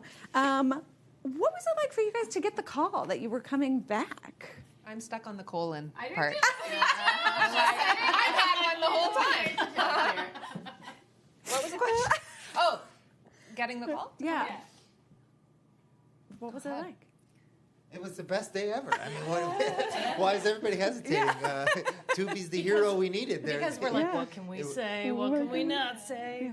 It was the best day ever. For me personally, just to get to do this character and more to know that the fans were going to find out. That was the best part. For sure. Yeah, it was the excitement of waiting for the fans to know. Like it was because we had heard some whispers. Tim was whispering about it a little bit. He knew a little bit more sometimes than we did. And we were like, okay. But then once we knew that the fans were going to, that was the really exciting day, waiting for them to know. Yeah. What was the actual break for you all from filming the show to getting to film this? Felt like 10 years, I think. I wonder what it actually was. What actually was it? 3? Like 3 years? 3, I guess. Yeah. I feel like it was a really big time for everyone in our lives. So much had happened. So it was coming back felt like a different chapter in a way that we were all in a different place in our life, which is kind of cool. Mm-hmm. Yeah. And yet coming back felt like coming home, and it made perfect sense, and everybody just was like, yeah. Yeah. Oh my goodness, it was amazing how crazy that was. Yeah. It was like being back on set immediately for 3 seconds there was, can we do this? And then as soon as everybody started talking, we're like, oh yeah. We got this amazing. We're back. Yeah. It was awesome. Yeah. Who do we feel whose character has changed the most since we've seen them last? I feel like everyone's grown up a little bit more. There's an evolution of characters. Yeah. Not anything specific that we can talk about, but there is an evolution and a growth, I think, of everyone. Well, were you going to say something? No. I really want to. Yeah, I know. But I know there's people listening that will kill me if Yeah. You guys do have such a passionate fandom. What has, you were talking about waiting for the fans to know. What has the fan reaction been? What has it been like for you all since the news broke to now? I think the thing that sticks out to me the most is talking to Tubi before the fans kind of knew, and then talking to Tubi after, and then we were like, we tried to tell you guys, but it's something about seeing it for yourself and seeing Tubi get behind the property, and it's all because of the fans. They drive the excitement for the show, and that's the key, is letting Tubi know how excited they are about it and just seeing their reactions, and that propels Tubi, and it's just this beautiful circle. So it's been really fun to see that new relationship build between our new home and our fan base. Yeah. Yeah. Okay, I'm going to ask some questions. You all say whatever you can say. Can you give me any Nicole Waverly, or how are they? Can you say anything? Living their best wifey life. Great. Yeah, I think that's what was really cool. And you were talking about the evolution of the characters. I think that certainly for Waverly, it feels as though she's in a more mature place in her life, and she's kind of just settled into her queerness and her outer expression, as well as just the relationship to the everyday that we see in this sort of what happens after happily ever after, Yeah. Mm-hmm. Just even happier ever after is right. Right? Happier That's ever. Hopefully. Yeah, that's not what's going to also happen, I realize. Not without its real, what I think I love also is that we do get to see, there is a bit of a, okay, now what? Mm-hmm. That happens. And I think that's been really interesting for us to explore with these characters. Yeah. Yeah. And obviously, Wynonna and Doc left at the end of the show. They were having a bit of a happy moment. Where do we pick up? What can you tell me? Obviously, we're coming back to Purgatory. Well, Tim is really excited to answer this question. Well, there's the thing. Yeah. Huge. With the thing. All right. Yeah. Which causes some big things. Uh-huh. And, yeah. I'm very excited. Yeah. I'm very, very excited. We do find Doc and Wynonna in I'm going to steal out what happens after Happily Ever After, because then there's still life continues, and then it's got its it's beautiful in a new way now, and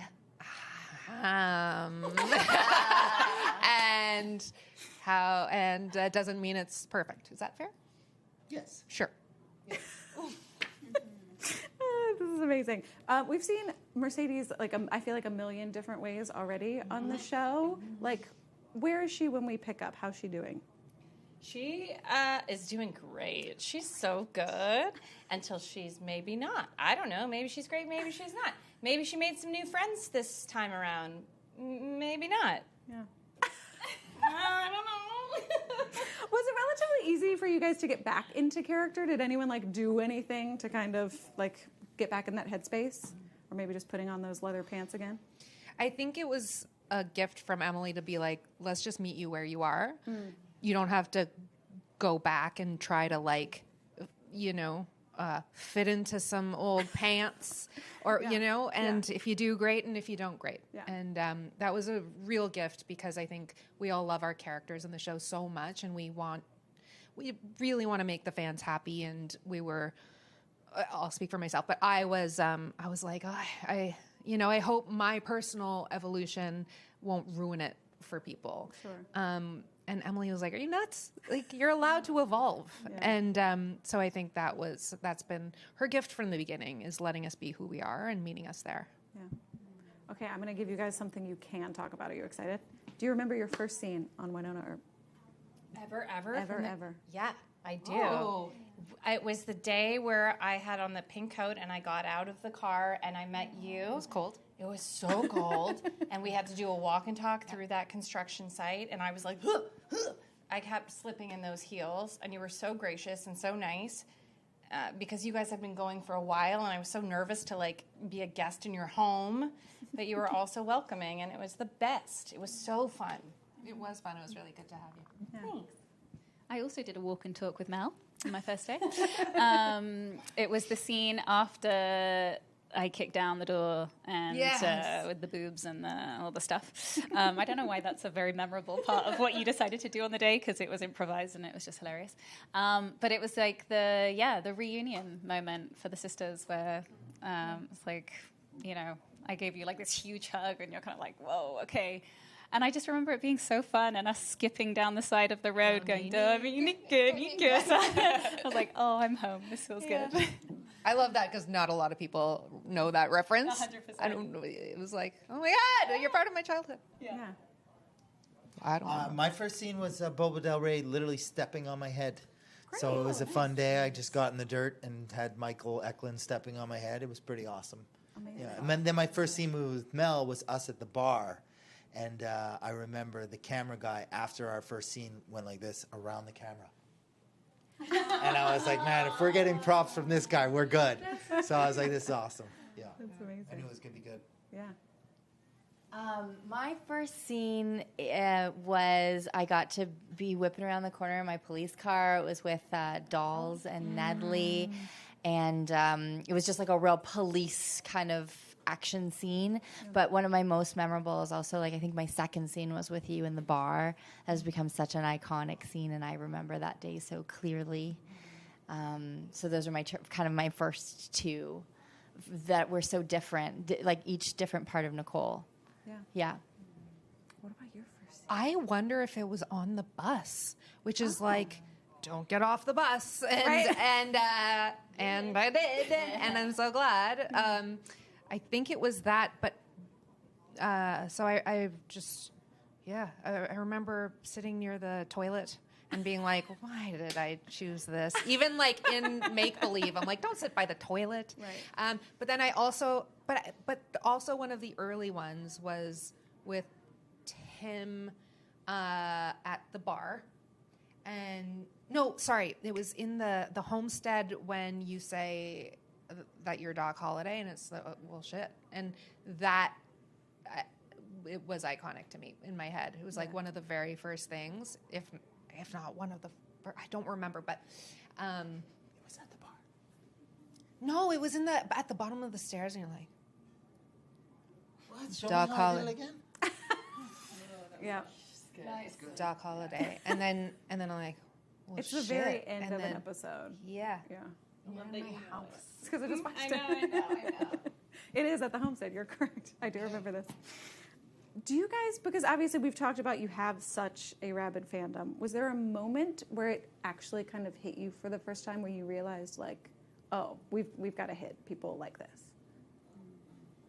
Yes, it was actually at San Diego the first time we came here. Okay. And we were together, and we saw a lineup, and I saw people dressed as Waverly and Doc and Wynonna, and I was like, we were freaking out.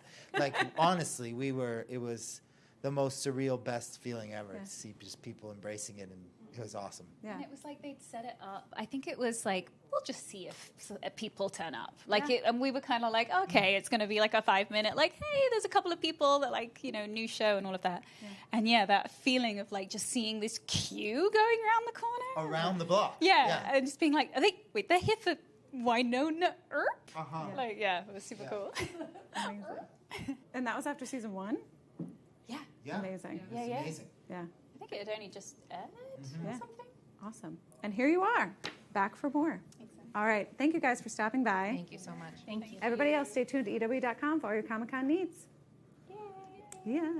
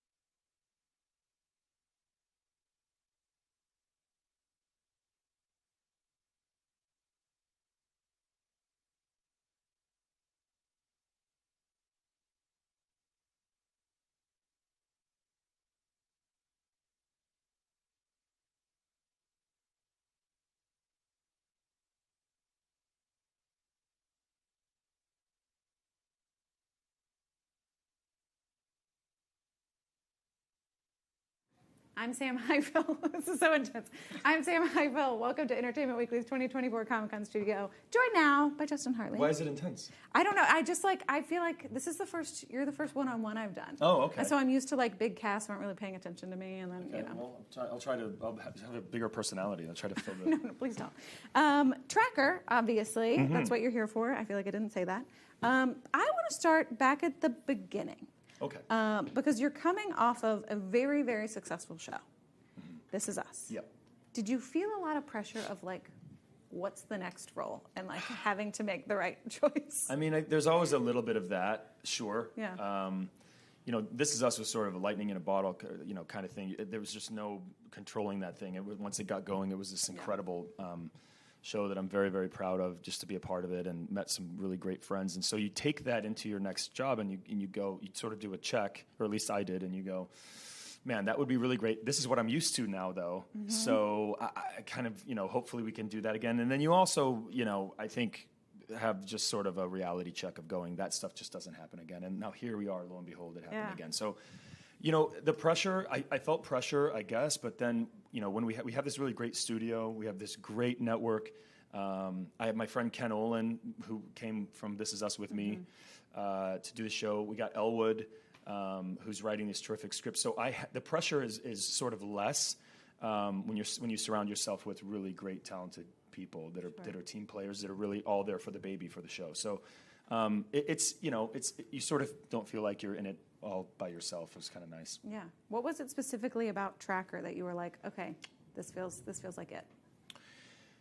Well, I wanted to work with Ken again, as This Is Us was winding down. So we were looking for something, and it was just a matter of finding the right source material or coming up with something on our own. We had a few ideas that we were, you know, kicking around, and then we came across this book and this really wonderful character, and I thought, wow, this is a change, which is great also in this business to be able to do something that is as iconic as This Is Us was, and people sort of see you in that way. And to be able to do something completely different, it's just a really great feeling as an actor, because a lot of times people just want to sort of pigeonhole you into one thing, which I understand. Yeah. But it was that. It was the character, and then it was just the idea of, you know, bringing back this genre that I thought TV used to have, and they've sort of gotten away from. So it's sort of like a nostalgic kind of thing. I think people, you know, I thought people would like that. And then just keeping the character interest. I mean, I don't know if we have a character like that on TV. And I just thought if we could get people to watch it once, they'll come back and watch more. Yeah. Kevin Pearson's not finding anybody. Well, he found himself though at the end there, didn't he? Yeah, he found himself. He was like, "Hello, there you are, you grown boy." Yeah, it's unbelievable. At what point? Because I mean, you've kind of hinted at it, but like this show was a huge success. Tracker? Yeah. At what point did you realize, like? Gosh, you know what? We're so busy. I don't really have time to stop and realize it, honestly. I mean, I've had people today ask me or tell me, and I don't think about that, because we're like, Elwood's pumping out these scripts, and Ken is in the editing room with Elwood, and they're directing, and I'm doing the acting, and we're all talking. And so it's, you know, you just kind of wake up and the season's over, and then you go to bed, and then you wake up and the season 2 is starting. So you really don't have time to think about the success of the show, other than, you know, the numbers that you see here and there, and then. But it's great to be around these people, you know. So like you're in learning the it's flesh. a success right now. Right now, from talking to you, and you could be lying to me. I don't know. We don't know each other that well. That's true. But I think I'm good at body language. I can tell that you're not lying to me. It would go against everything I am as a journalist to lie to you. I can tell. Yeah. It's a success. Congratulations. Thank you. No, we're very happy. I mean, the thing about it is you put out a really great product or something that you think is really great. Sure. Surround yourself with really great people. Yeah. And then you work as hard as you can, and you just hope that people watch it, right? Yeah. Because that determines, I guess, how long you can be on the air. Yeah. As far as the quality of the show and the success of a show, I mean, that's not necessarily determined by the audience, because there's some really great shows that people don't watch. Yeah. And then there's some shows that people watch that are not my kind of show, right? But no, it's been great just talking to people and the way people react to the show, and you know, because it is, on the surface, it's like this action show, it's a road show, but it's so much heart in the show and this character. I mean, people are saying to me like, "Oh man, I watched this with my dad, or I watched this with my kids, or my wife and I finally have a show that we can watch together." Yeah. So that means a lot to me. It's cool. Well, to your point, I think it fills a hole, which is insane to say because there's 500 shows on television. Are there really? But I mean, I think probably like 1,000 if we're being honest. But there's Like, how can you watch all of that? You can't. You watch Tracker and then like 2 others. Exactly. That's my motto. Watch Tracker and 2 others, and that's how you go. But where are you at in season 2? You're not. Are you filming it yet? We're filming, yeah. Okay. Yeah. How far into filming are you? We just finished the first episode. We start the second one tomorrow. Yeah. Can you tell me anything? Like, where do we pick up? Obviously, we left with him finding out some big news. Yeah, I think I can tell you a bit. And if I get this wrong, it's live. So you'll find out if I'm fired in a couple of minutes. Great. If someone tackles you, we'll know. Yeah, we'll know. Yeah, they'll take this thing away from me. Yeah. Gosh, where we pick up? Well, we have sort of a situation that we dive into that is a brand new thing for Coulter. We bring our audience into that, and it's kind of from his past. And it doesn't really have to do with his family drama, but we have that sort of ongoing thread, and then we're going to keep the things that work, the things that I love about the show, and the things that I think people that watch the show love about the show. We're going to try to keep as much of that as we possibly can, and then just we have an opportunity now with more episodes and with more time to sort of dive deeper into his past, to figure out more about his family, but also I think to get more in depth and deeper into these these jobs, that he has on a weekly basis. These things that he's trying to crack, these people that he's trying to find. So we've got some really cool stuff coming up. I feel like that's the beauty of a season 2, which like a first season you have a lot to do, and season 2 you're like a little bit settled. You can kind of pick and choose what worked, what didn't work. Yeah, it's like exactly. Like the dinner's already out on the table. You don't need to set the table. It's like, this is what we're having. Everybody's seated down. Yeah, everybody knows what's going on. Yeah, and I can really dive in. So it's been fun. When you have a character that like so much of what drives him is this mystery from the past, how much do you, obviously you're also an EP on the series, how much do you need to know to feel like you can play it? Or do you like maybe not knowing what he doesn't know? Like, what's your process with that? You know, for this particular role, I like not knowing what he doesn't know, which is kind of impossible because if you read the script, you know. But I don't know. You know, it's acting, right? But when I was on This Is Us, I wanted to know every single thing. Yeah. So, it just depends on the role and the part and the character and what's going on. But I like to know as much as I can normally. But on this show, it is kind of neat to, as you're flipping through, be like, whoa, okay, didn't see that curveball. It's kind of fun. Do you feel like you've picked up skills, like real you? Could you do anything that Coulter? Have you picked anything up from him? No. It's acting. I have shoes that don't tie. You know what I mean? Sure. I don't know how I got. Where are we? Yeah. No, I have. You can't help but pick up some of the skills. Like when he does something, I have to learn how to do it. Yeah. So that it looks like I know what I'm doing, right? So you do all the training, and that's been one of the great things about acting is all these different parts you play. Yeah. Like if you're shooting a bow and arrow, I know how to shoot a bow and arrow now. I know how to handle a gun and all this kind of stuff, right? Yeah. I know how to carry twins around, all kinds of stuff. That could come in handy. Yeah. Quite often you find yourself with twins. Not me. Not me. Can you imagine that nightmare? That'd be fun. I wouldn't mind that. If you're gonna do it, I mean, might as well have two. Yeah, might as well knock it out. Yeah. What can you tell? You had some incredible guest stars. Mm-hmm. What can you tell me? Anybody new you can tell me? I mean, I'm excited for more Jensen. Yeah. We're always excited for more Jensen. I'm working with him tomorrow. Really? Yeah. Amazing. Yeah. That's exciting. Yeah, we're in a fight, but it'll be all right. We'll figure it out. Great. It's his fault. Always is. He's really a difficult guy. Yeah. No, we have such a good time together, and I'm looking forward to it. We have been friends for so long, and never really had an opportunity to work together because he's so busy, and I'm doing something else. And this just kind of came about, and it was like a perfect thing, and it's been great. We were lucky to have him on the show. He's such a great actor. He did such a great job. He's coming back and helping us out again, and my wife Sophia's coming back, and try to get my sister Melissa Roxburgh to come back. Okay. Yes, I think that's going to happen hopefully, and a lot of great guest stars. And it's been, when you get so old, you have a lot of people that over the years that are really talented, great actors that you can call and say, hey, you want to come play for a little bit? And they're all game. It's been wonderful. Amazing. Yeah. All right, I'm going to let you go. Okay. Thank you for stopping by. Yeah. Everybody else, stay tuned to EW.com for all your Comic-Con needs. That was fun. Thank you. Yeah, it was great.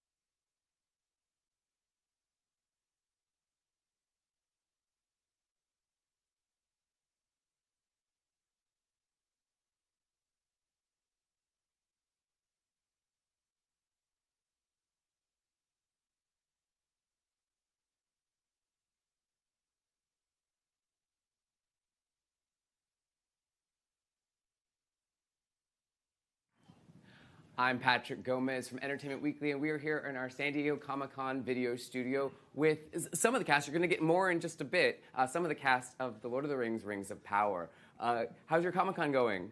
Great. Fantastic. Well, we're glad to have you all. I'm going to have you all go down the line really quick for those at home. I'm sure everyone watching does know, but if you could just say your names and who you play on the show. Why don't we start and go down this line and then the back line? My name is Charlie Vickers, and I play Sauron. Big star. Yeah. I'm Megan Richards, and I play Poppy Proudfellow.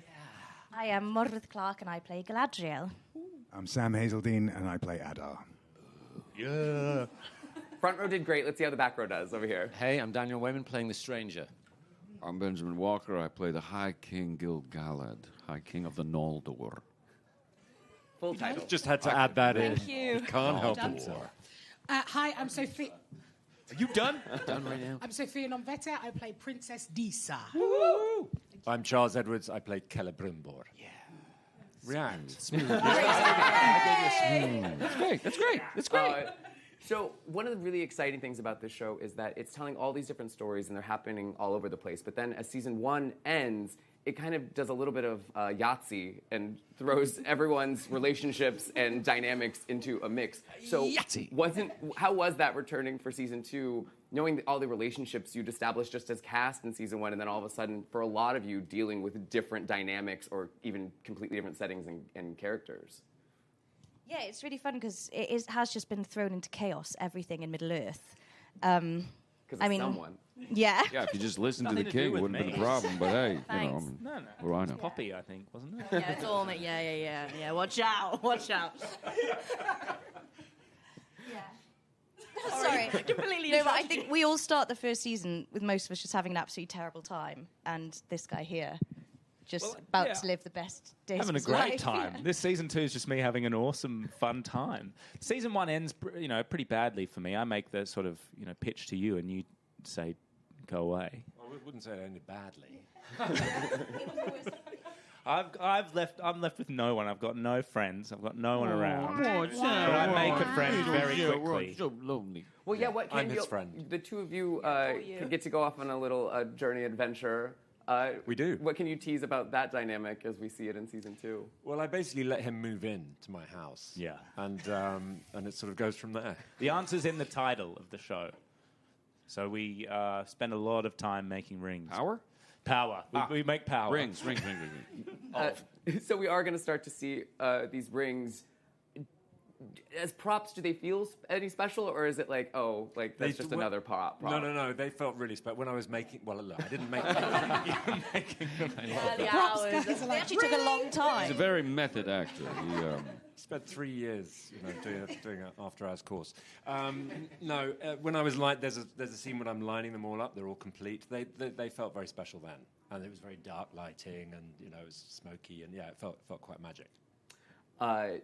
When I was chatting with one of your co-stars, Ismail, yesterday. He sat on our Entertainment Weekly Brave Warriors panel over in the convention hall, and he was talking about, it's a long process to get the prosthetics on and the hair and makeup, and so we started talking about what you do to get through that experience. And so for those of you that do have prosthetics or long makeup times, what is the process for getting those ears on? Or do you go to a Zen place? Are you listening to podcasts? It depends what mood we're in.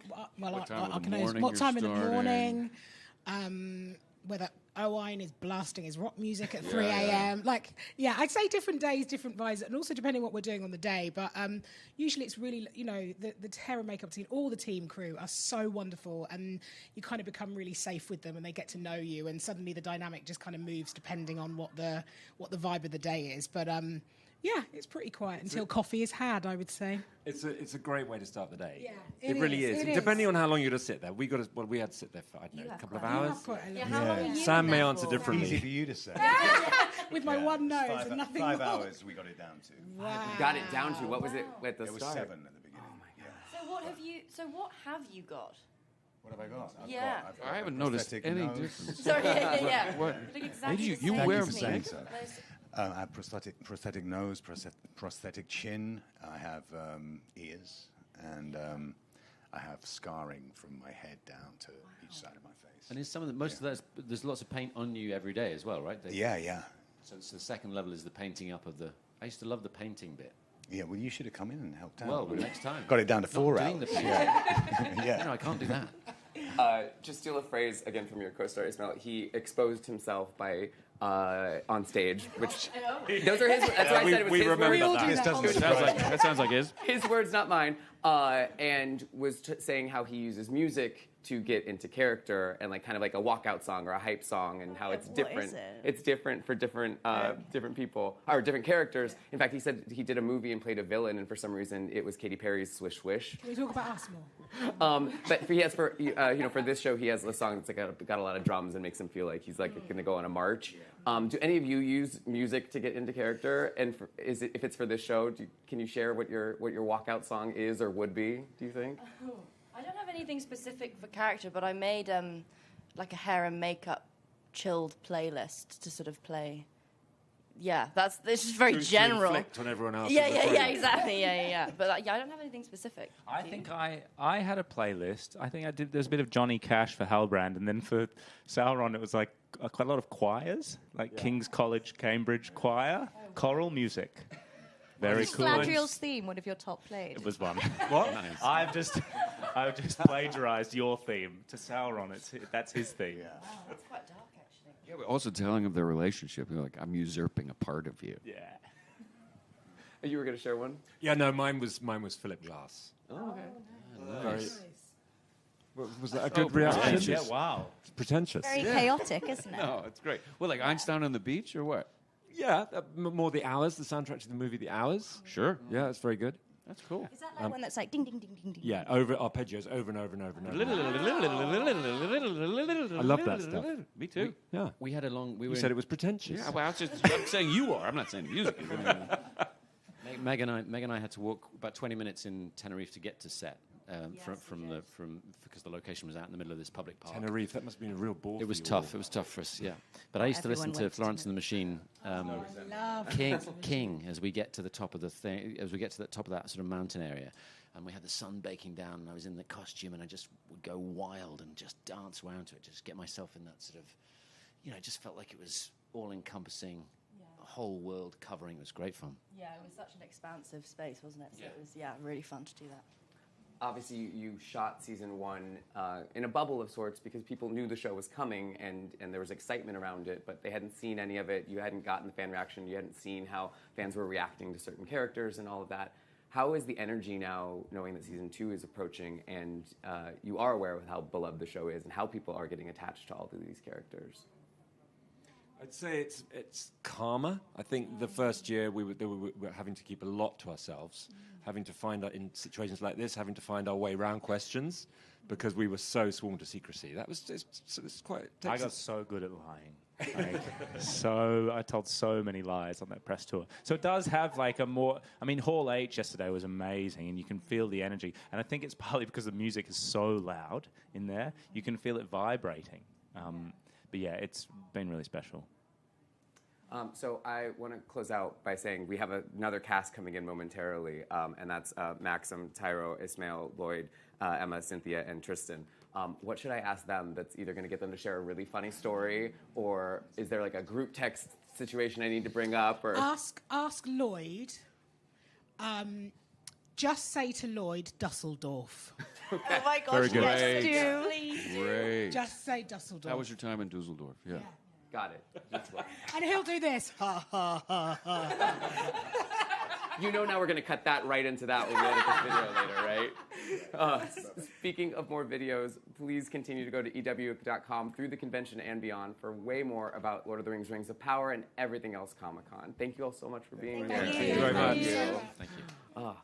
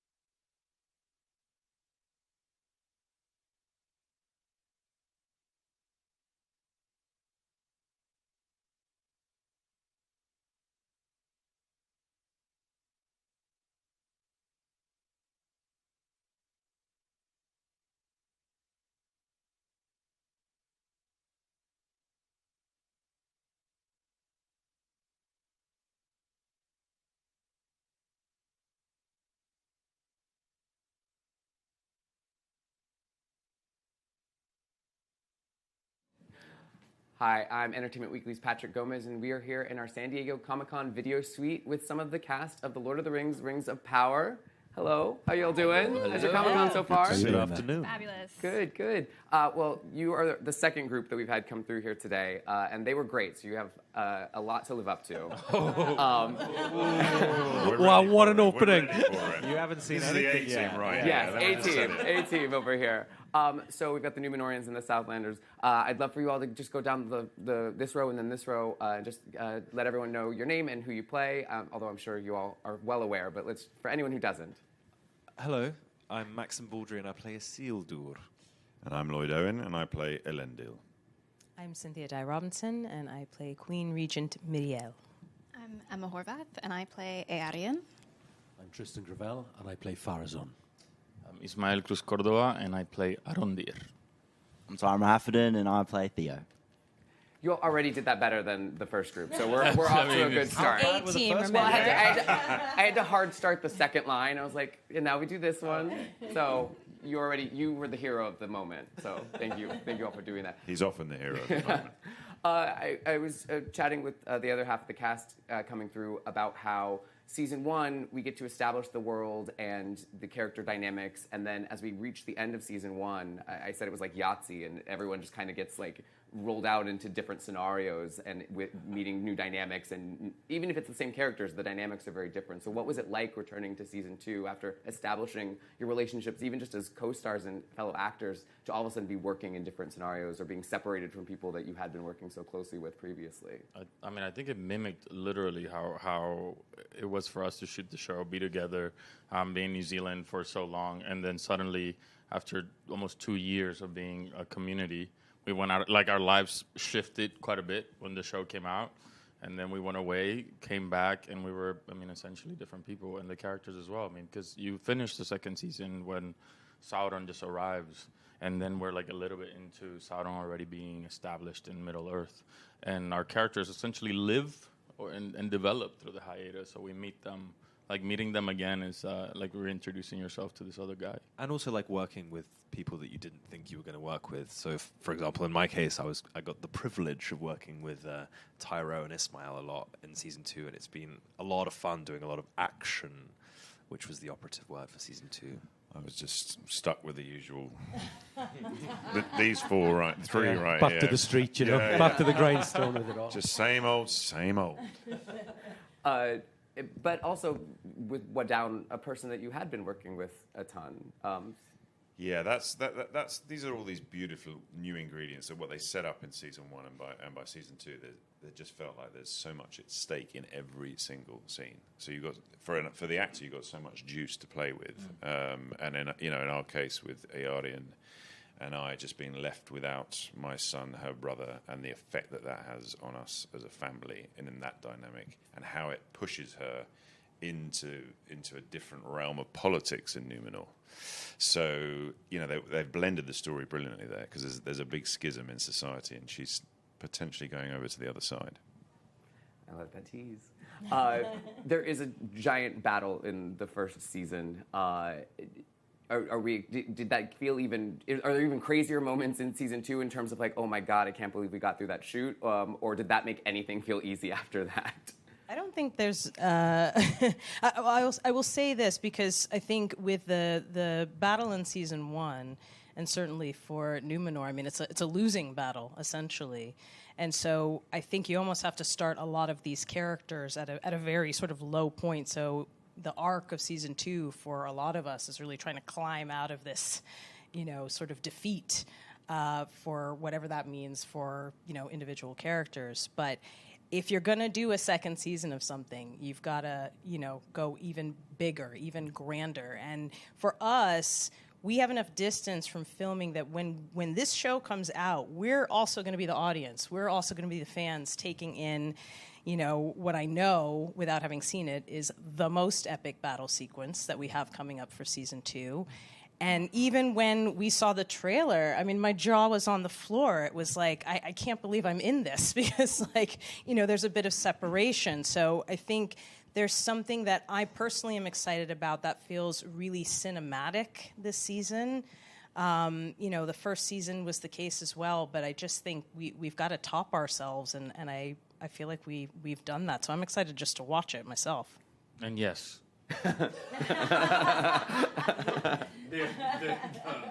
There is a battle, and it's a different level. Like, I'm not to give it anything away, but it was a different level to shoot, and it is visually is going to be just a feast. There's a lot of incredible dynamic acting moments and political discourse and such on the show, but there also is a lot of CGI and things, and I know you all were talking yesterday about the Ents, and that they're not really there. Do they show you? Well, but to you they are. What's wrong with him? They are, right? Right. But that's kind of where I'm going with that question, which is, are they showing you exactly what they think it's going to look like when it's finally rendered, or are you just having to come up with it, and then when you finally see it, when you do see the show or the trailer, are you like, oh, that's what that looks like? I think sometimes you have to stay in your world, and just sort of flesh that out, I guess, because some people come up to me and they sort of behave like Farazan steals all the blue M&Ms out of the packet, you know what I mean? He's a bit shifty, but actually the world that I'm in, that's just not the case. You've just got to play what that world is about, I think. Yeah. What were the Eagles like when did you actually see them?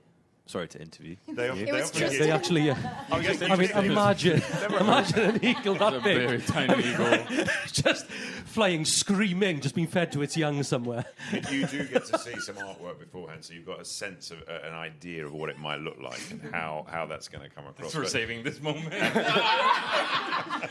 for saving. It's all right. It's okay. This is the A team. Remember, this is the A team. Sorry. Yeah. Thank you. So yeah, you do get some sense, but then you obviously have to remember what this incredible creative team are capable of. So it's always magnified to the power of 100 from what you imagine it will be from that drawing that you look at, right? But I also think it's about conveying the emotion of whatever that creature is going to be, because you understand that the audience needs to really feel what you're feeling. So part of it is, it could be almost anything, but really what emotionally is happening in that moment that you need the audience to sort of feel alongside you, whether it's fear or awe or wonder or whatever it is. So to me, it's always, I think about the same thing when I watch a horror film. It's like you've got to convey such fear that the audience is on the edge of their seat. So similarly, I think with a lot of our creatures, whatever they may be, I think it's that feeling that you try to bring so that the audience can feel it too. And yes. I'm messing with you. One more time, and then it's the rule of three. I love it. I had the opportunity to chat with Ismail yesterday on our Entertainment Weekly's Bold Warriors panel over at the convention, and we all started talking about if you use music to get into character, what's the hype song or the song that locks it in for you. And do any of you? He shared his, but do any of you have music that gets you into character for this show? I'm a raw dogger. No, I just raw dog it. I just don't do any music or anything. No. I actually are we definitely the A team? So we still the A team, or are we just we're a team now? Actually, with a Z team now. So in New Zealand, I was listening to an album called Coney Island Baby a lot when I was in my trailer, and I get a knock on my trailer door once, and Patrick McKay, the showrunner, opened the door, and he was like, "Are you listening to Coney Island Baby by Lou Reed?" And I said, "Yes." And he said, "I wrote a lot of season 1 to that album," and it was just a weird kind of connection that I had with Patrick actually over that. I was like, oh, we're bonding over the same shared music taste. So Middle Earth was written to Coney Island Baby. I actually have a Theo playlist. So when I'm in the trailer or in the car on the way to set, I'll put on this playlist, and it's like, if Theo was alive in this day and age and he was living, these are the type of songs he's listening to. Like what? Which one? Name it. Specifics. A lot of J. Cole, Joey Badass, Denzel Curry. I personally don't listen to it, but then when I get in the mood of Theo, I love it. I don't know how to explain it. But what do you think of J. Cole? He was he was one of the greatest Chelsea football players of all time. Joe Cole was a skill meister, is what I'll tell you about him. What were you gonna? Yeah, I think I started out with a playlist and then it narrowed as I was working, and I ended up listening to The Archer by Taylor Swift. So that's the song I think of when that I associate with the season. for some reason. Yeah. I like it. Well, the first group, I asked them if there's anything we should ask anyone in this group, and it was a true consensus that I had to ask Lloyd about your. I'm just supposed to say the word Dusseldorf. Well, we are in Cologne, Germany. What on Group B? That's a good question. We did a convention in a city called Bonn, and but you fly in to Dusseldorf and then you drive to Bonn.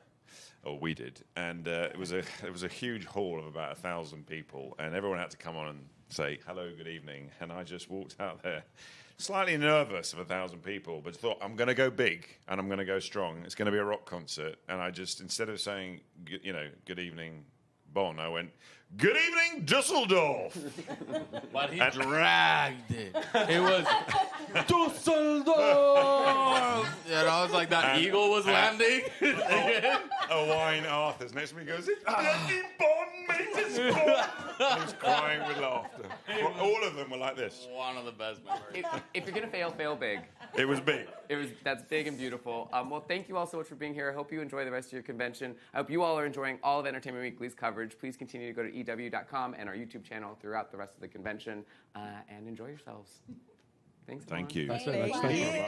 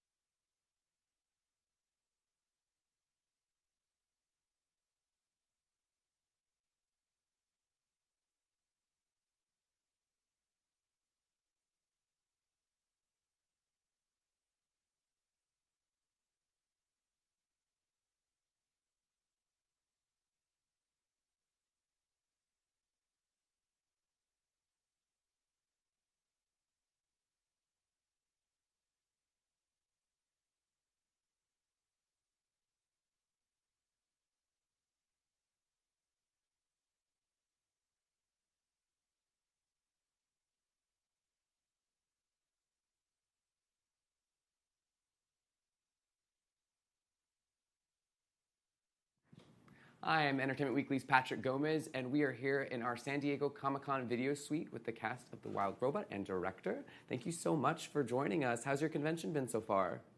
So far, so good. Yeah, fantastic. I heard you got to surprise some fans a little bit ago. Tell us a little bit about that. I heard the reaction was quite impressive. Yeah. We had a Rosm robot staged outside of a hotel, and a crowd gathered. And then I was speaking to the crowd from someplace else as Roz, and it was kind of sweet. It was fun to see the reactions. People they went crazy. It was Yeah. really fun, especially the little kids. Yeah. And they really treat Roz like she's 100%.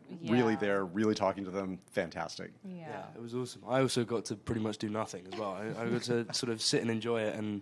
This was my support group. They were, Exactly. like, whispering things that I should say. Yeah, in my but ear. instead I would just be like, "That was great. Like, well done." You know. My cheerleaders. Yeah, having a hype team is important. It's very important. Yeah, one kid went and hugged Roz, asked if they could hug Roz, and it was so cute. Oh, yeah. I love that. Yeah. That's got to feel really great knowing that, obviously, beloved source material. So what was that like to step into something that you knew had a fan base already that was, and for children in particular, like that can be such a strong bond. We'll start, you wrote and directed, so we'll start with you with that question. It's an amazing thing to adapt something like that, and I think that was the biggest thing for me personally, was to make sure that everything that was so magical and wonderful about the book made it up onto the screen. And so, to do that, you have to trim back a few things. You may have to do a little bit of pruning in order for the most important things to come through. But that most important thing is Roz and Bright Bill and their relationship and everything that says. And so I was just clearing the way for Lupita and Kit to do what they need to do. Yeah, no, it was really cool to step into the very big feet of Roz. She is beloved, and I mean, I fell in love with the book when I read it, and I felt very honored to be playing her. This is my first time meeting Kit, so it's really great to finally have some real rapport, an actual conversation. I know, right? Yeah, it's been like a joy from start to finish. It's been about 2-3 years now of just coming in and getting to see what's going on and all the amazing work you've been doing, Chris, and it's just it's been a joyful experience throughout, essentially. Knowing that this is really getting to meet, but you worked together in the sense of the characters, and obviously you were not your characters, but does it feel like you know each other just because you spent so much time working with each other's personalities or voices and such? We certainly know each other's voices, I'd say. Yeah, like that's definitely You're hearing it in your sleep makes now. sense in my ear. It's like, okay, yeah. Yeah, I'm expecting him to look like a little goose, Yes, but he exactly. doesn't. Which is And you kind of- speak slightly differently to how Roz speaks, so like Yeah. it's a little bit jarring, definitely. Yeah. But yeah, I mean, that's kind of the fun bit about doing a job like this, is the fact that you get to suddenly, meet all these wonderful people that you've been able to see work, but not actually work with. So yeah, it's been really cool. Mm-hmm.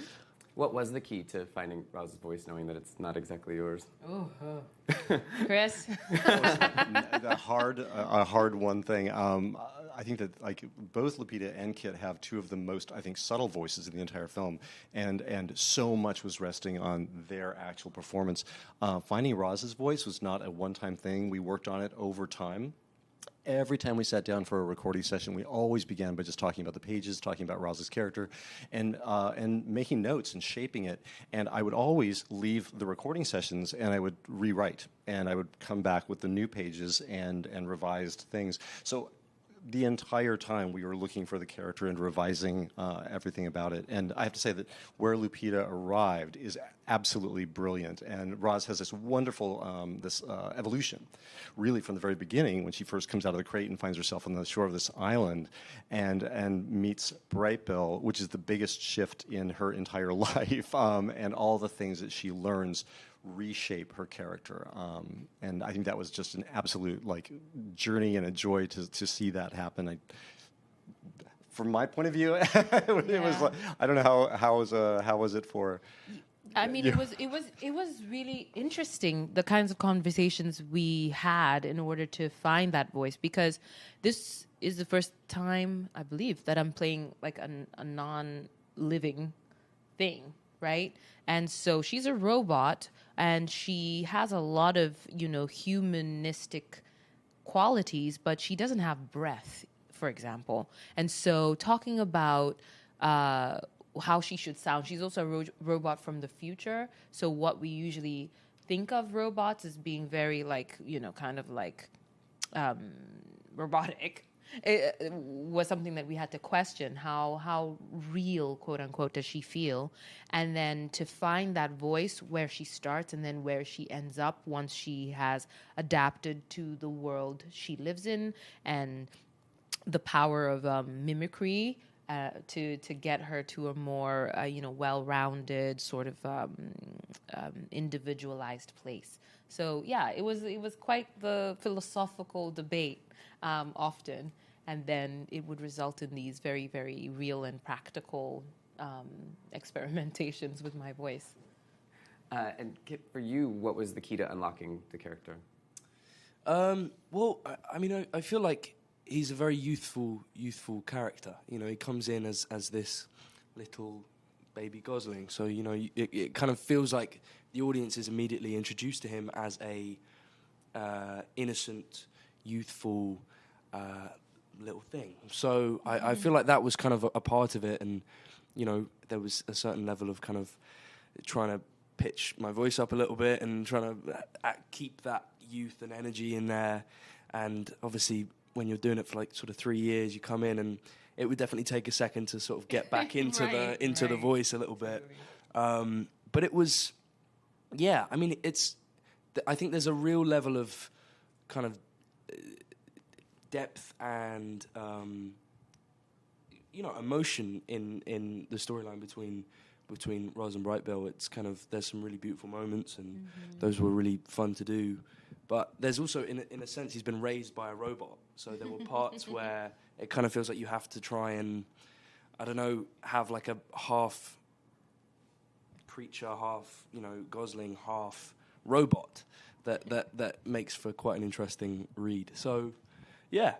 Maybe it came across, maybe it didn't. Who knows? I think it did. Good, thank you. Have you felt protective today in Comic-Con land of like... Yeah, I find myself feeling like the pride of a mom. Yes. With you. Yes. It's good. And it doesn't hurt, does it? Well, I've appreciated it, absolutely. I'm trying to keep it to myself. Well, as much as possible. This is just us four here. It's no one's watching. No one's watching. Right. Obviously, at the center of the story are Kit and Lupita's characters. But tell us a little bit more about, because you've got a fantastic cast that fills out the rest of the story. Yeah, we have Pedro Pascal as Fink the Fox, and Bill Nye as the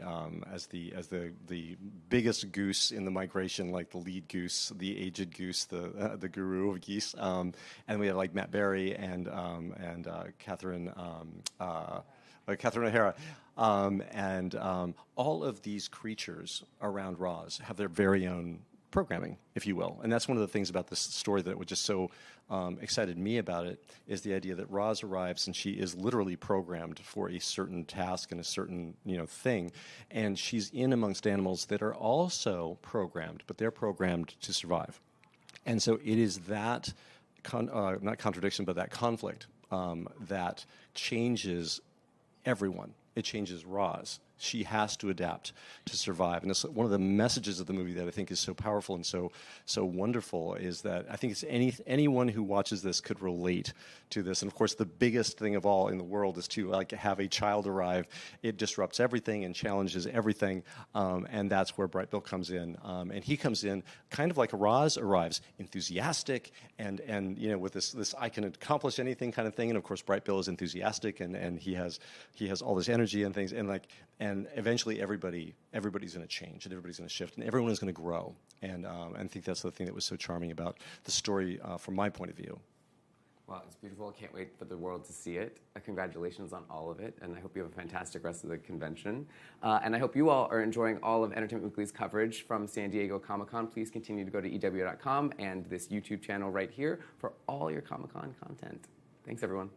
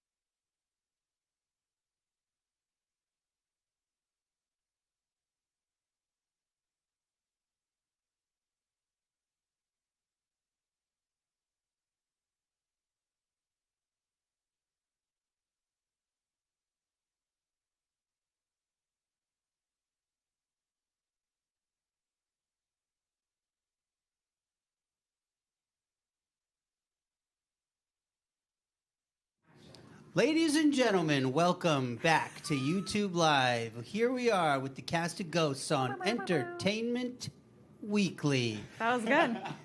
First question for our host. Yeah. What question would you like to ask? Great question. Thank you so much. Great start. So you guys, you've started filming season 4, correct? Yeah, we're 1 week in. 1 week in. What? Because obviously we left on quite a cliffhanger. What can you tell me about Patience? What are you allowed to say? I know we've announced casting, which is very exciting, but I don't know. What's she like? Hit that like and subscribe button. Ladies and gentlemen, in the comments section, let us know what you're excited about season 4 for. But back to Sam's question, Mary Holland was just announced today as playing Patience. Mary Holland is a phenomenal actress and comedian, both. so funny. And what she's bringing to this role of Patience, I think, is going to blow everyone away. It's very funny. It's very shocking. It's exactly the voice that you didn't know you needed and was missing from the company. And The Joes sort of described the character as like a Puritan who's so pure that she was kicked out of her Puritan group. Yeah, she was She's too much like even the for most them. pious of pious, Amazing. and it's a hilarious character. And Mary's incredible. Yeah, We're really excited for people and to a see. wonderful foil for Brandon Scott Jones is Isaac. So yes, Totally. very exciting episodes. It's fun having someone who's like more pious than Hetty now in the cast. How do you feel about that? Well, I don't know that you could necessarily say that Hetty is pious so much as pompous. It's one of those words. We reached the letters a little bit. She's something in there. I think that she would have no right to call her pious after all of her shenanigans of the last several seasons. Yeah, the cocaine alone is enough to not call. Oh, her I forgot pious. about the cocaine. Yeah, she's thinking about the laundry machine. Yeah, I always am thinking about the laundry machine. In the comment section, let us know if you remember the laundry machine. Let us know if you've had an orgasm on your laundry machine. Ghosts on CBS. By the way, laundry machine? What are we in the 1920s? That's what it's called, Richard. It's a washer dryer, Oh, people. washer dryer, Yeah, washer dryer. Don't be presumptuous. In Not your everyone comments, can have both. Do you really say I'm going to bring my laundry to the laundry machine? Yeah, maybe I do. Let us know what you call it in the comments. Oh my gosh. Okay, I do want to talk though. There was a lot happened in season 3. There were a lot of very exciting developments. A new ghost power. Yeah. Are you guys finding these things out? Like, are you reading that in the script? Are you finding out ahead of time? It's funny. We joke on our set because we sometimes get leaks of upcoming announcements or like upcoming episodes from our hair and makeup department. Amazing. Because they're the first to hear because they Yeah. have to prepare wigs for new characters and so forth. So like, you know, sometimes we'll be sitting in makeup in the morning and they'll be like, "So Pete goes to Budapest, huh?" And I'm like, "What?" And they're like, you know, they're just like breaking weird news to us. So but yes, we don't find out too much ahead of when we're actually filming it. Yeah. You know, usually roughly a week before is when we'll get word of storylines. But Pete's ghost power and Sass's ghost power both Yeah. were the subject of lots of jealousy and hoopla this season. They were Yeah. like great material, performed so beautifully by Roman and Richie. Yeah. Well, I feel like that was a big moment also for Jay, obviously, of like interaction. Like that must have been. That was so much fun. Yeah. Hi, I'm here too. Hi guys.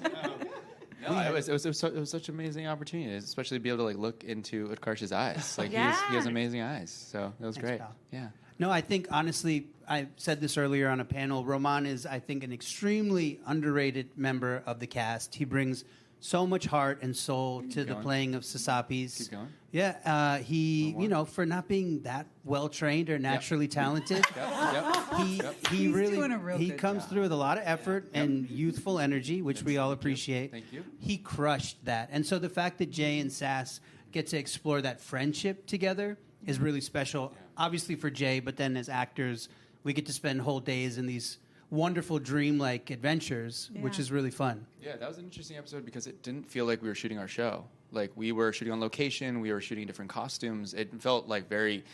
It didn't feel like Ghosts, like because when we shoot, usually it's like the same setting, same outfit, and it was really fun. Let us know in the comments where would you like Jay and Sass to dream of next? That's right. Well, I feel like it was because as a viewer, I feel like one of my biggest questions every season is like, how much longer can Jay not be in the right? Like at some point, surely he's got to get in there. So that felt like a nice way to do it while still maintaining the comedy being that alive. comes from. Yeah. They broke a little bit of news at the panel this morning They too. did, Do you want to share about this? This is you, bud. Jay is going to be able to see ghosts at some point this Through in some season method. 4. In some capacity. That's so exciting. Our showrunners announced that, and we were like, "What does that Oh, mean?" yeah. We I was didn't like- know. So you guys don't know what it means. I get to make eye contact with my coworkers. This is incredible. By the way, shout out to Lily behind the camera there. She's on our wide. She's doing great.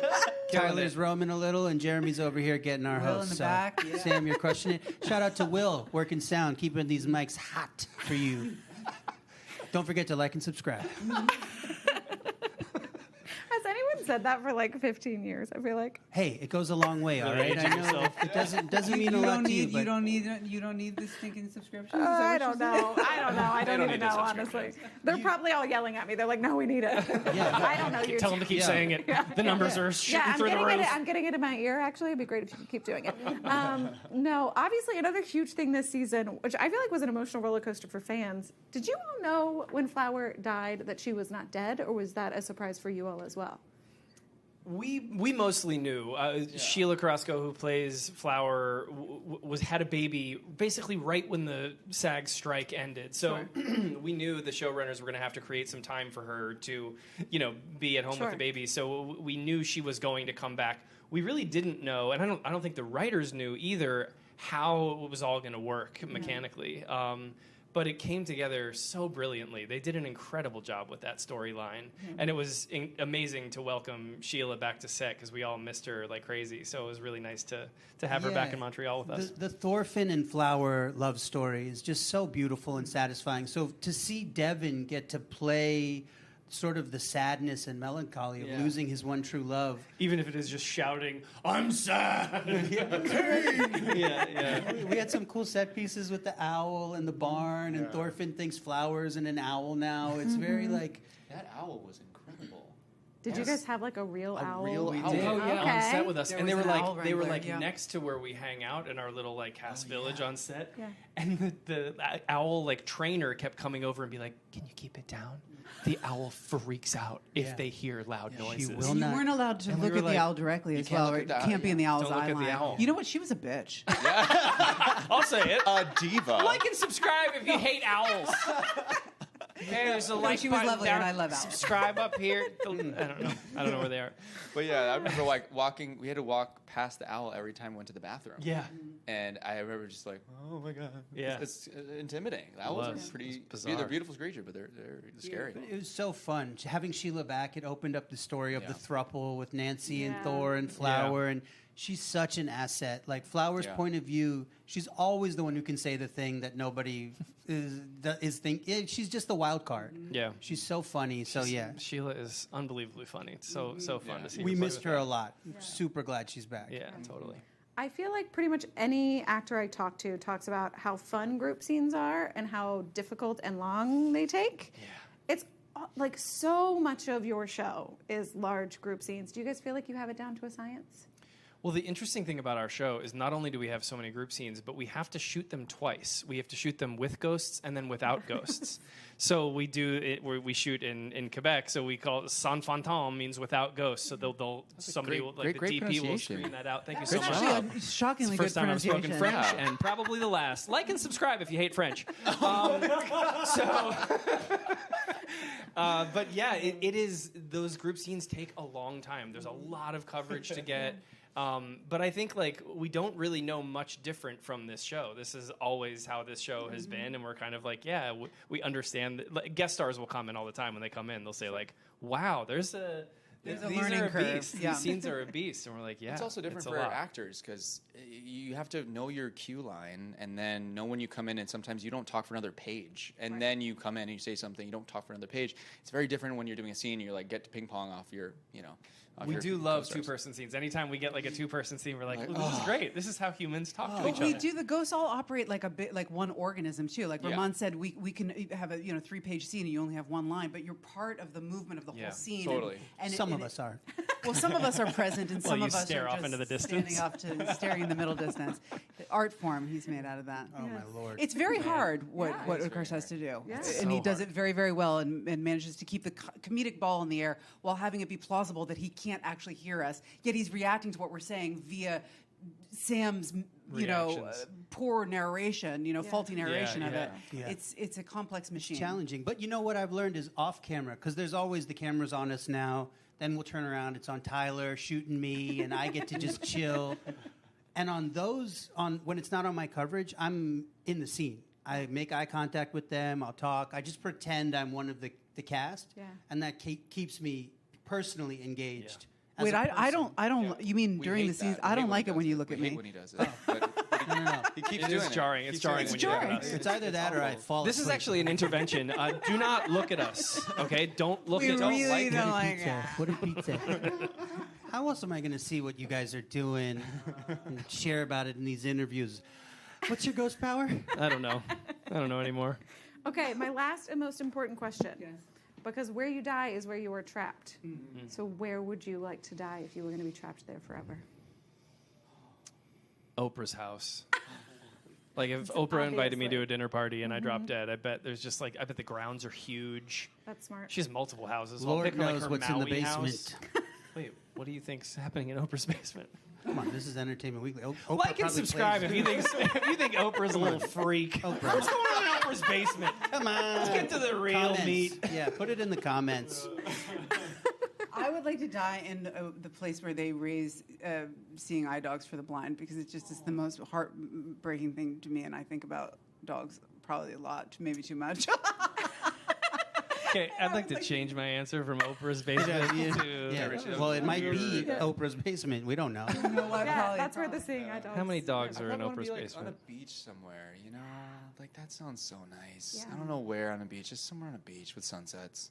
And it feels Sounds like it would be hard to it feels like you could wander for a Yeah. while. Like, how do they determine Beaches are where the public, beach and ends? you could go to That's you a could good just question. walk up and down the So shoreline you're trying forever. to trick the Yeah, system, that doesn't Sam. sound Just too trying to bad. get some mileage out of it. Yeah, let's get a dead beach ghost on the show and explore this. Didn't you literally have Chandler with a dead beach ghost? Oh my God, you guys! I got to watch the show. I have not seen too many episodes. Yeah, that's true. But she wasn't on the beach though. She's like at the resort. That's true. There was sand. At the resort located on the beach. Okay, amazing. I have to let you guys go, but thank you for stopping through. Sam. Everybody else, stay tuned to EW.com for all your Comic-Con needs. Like and subscribe. Thank you. That's how it's done. You see how tight that was? She's great.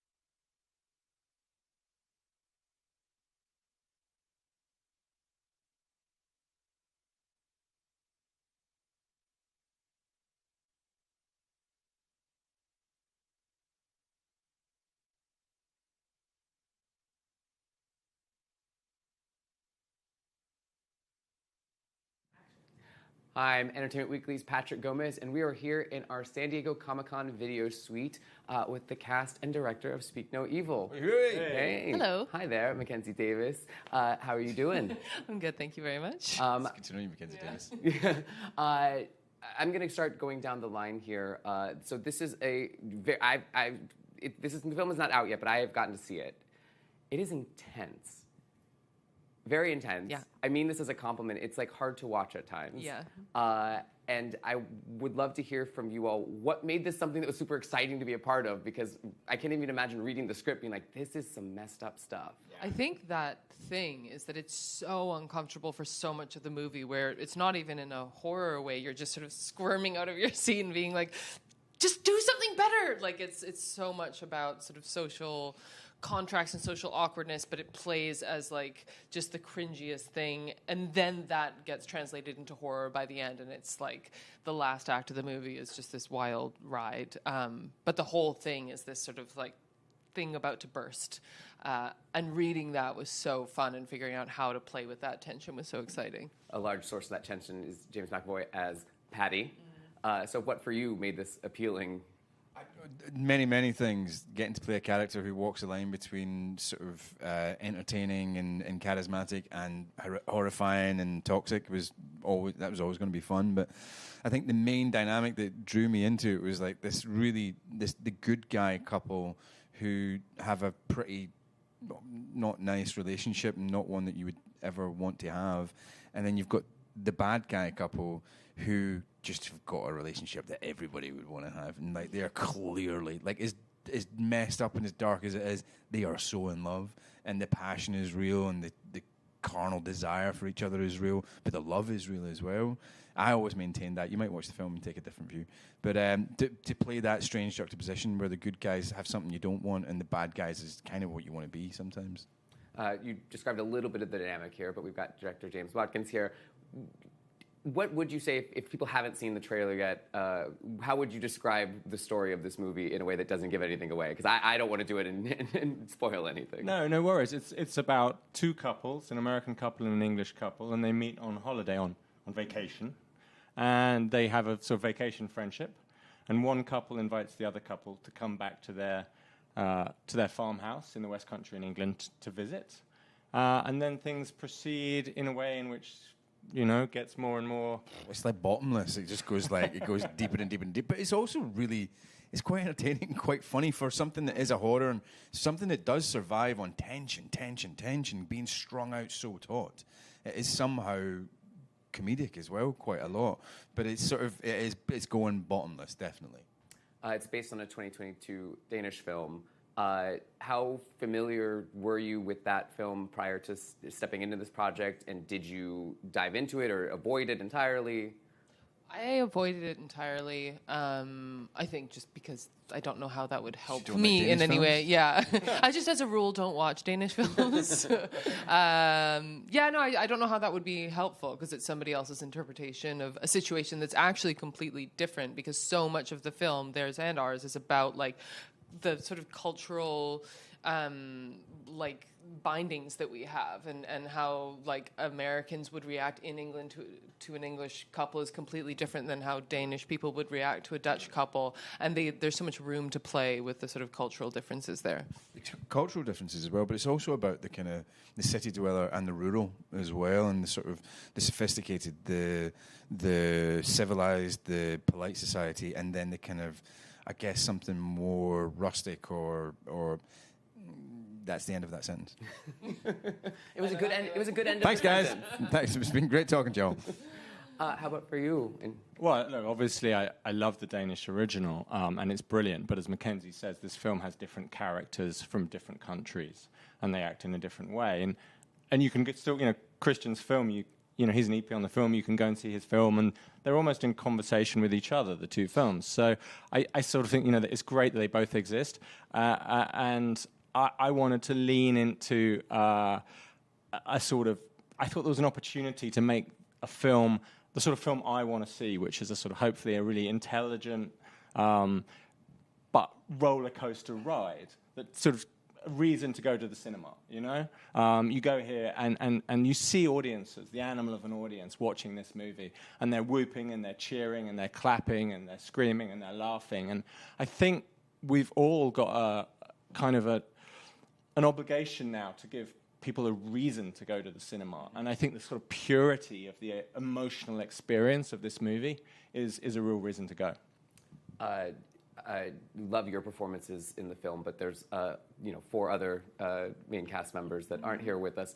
Tell us a little bit about filming this, because it's a grand film in the sense that like it feels like a motion picture, but at its core, it's a 6-hander and it's a very quiet, small film at the same time.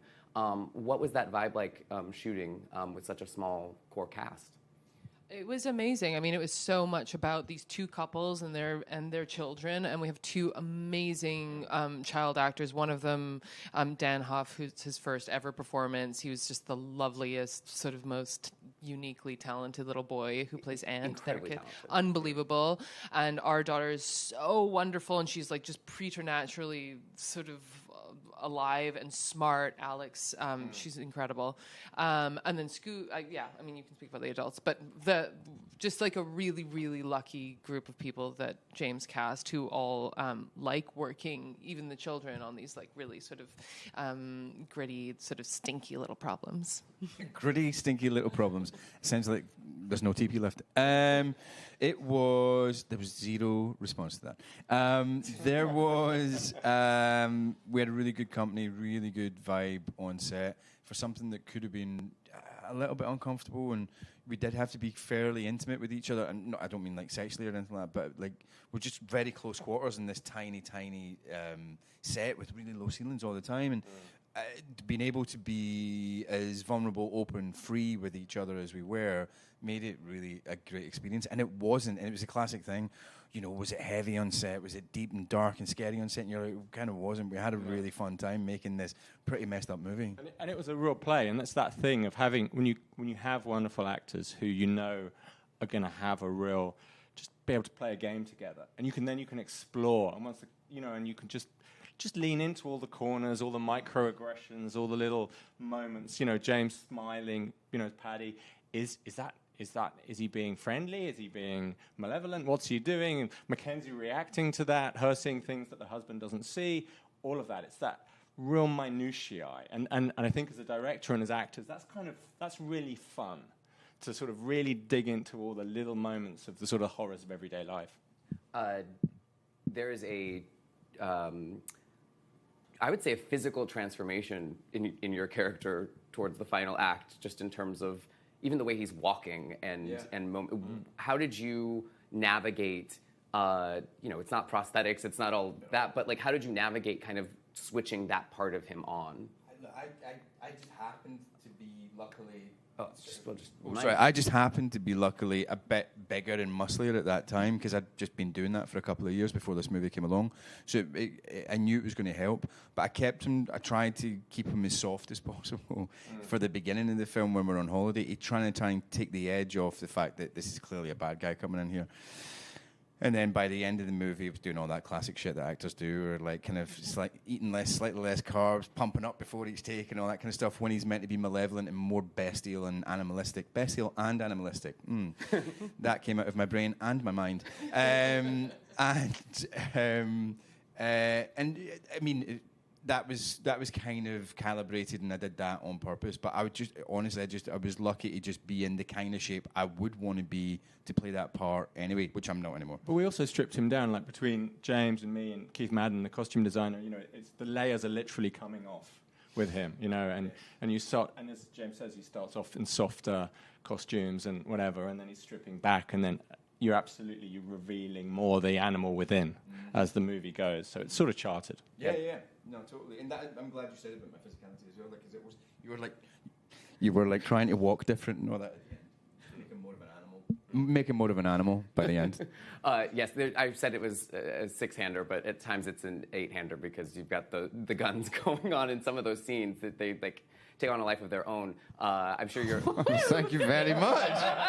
McAvoy. I like that. But I'm sure you also enjoy not having to watch what you're eating and not hitting the push-ups as much. Honestly, what it was just not watch what I was eating. It was just eating way more than I usually would. And it was I just decided to do that for a couple of years for fun. But like I say, when I got this part, I was like, this is perfect. This works out great. Well, to wrap up, we are doing a little bit of an EW flashback for those that have covers from EW. Yes. And so we would love to share with you your first EW cover. It was 2008 Oscar preview issue. It is for Atonement. Oh my God. You're literally sharing it with me. Am I getting to keep this? We have to see if we have extra copies in the office. But Guys, thank you so much for this. This is really, I'm taking it away. Will the Oscars happen? Wow. Smoldering. Will the Oscars happen? They did happen. And I did get to go to the Oscars. I didn't get nominated for anything. I did get nominated that year for a Golden Globe, but they did get cancelled. And I was like, fuck! Am I allowed to swear? I'm so sorry. I'm allowed to swear? Shitting great. But I remember doing this photo shoot with Kira, and it was weird because they wanted us sort of in character, but, we don't, as actors, why would we be doing this together? Like, why would I be tracing my finger down your back? But he was like, no, it's more like in character. But I always remember feeling like, this is a bit weird. We're so young. So Look at us, we're hot. so young. You guys look gorgeous. I Aw. saw that movie probably at like 13. It was like, it was so sexy. Yeah, all right. Thanks for pointing out that you're so much younger than me. I'm only 37. I'm only 58. I'm not 58. I promise. I promise. I promise. I'm 25. That's really nice. I loved Kira. I loved working with her in this film. I loved playing that character. I had so much love for the actual characters that it would get me upset sometimes thinking about what happened to these two fictional people from the book. Oh, loved it. Loved it. Thank you for this. I'll give it back until you tell me I can have it. That dynamic I often think about. My husband and I often say that Saoirse's character, we just were like, that girl. Like, we would literally just say that to each other, not having seen the movie in years. That Bryony Tallis. Well, thank you for sharing your Thank you memories. very Thank much. you for sharing a Thank little bit of you. preview of Speak No Evil. Definitely check it out in theaters in September. I'm Patrick Gomez, and for all your Comic-Con needs, continue to go to EW.com and this YouTube channel right here throughout the rest of the convention.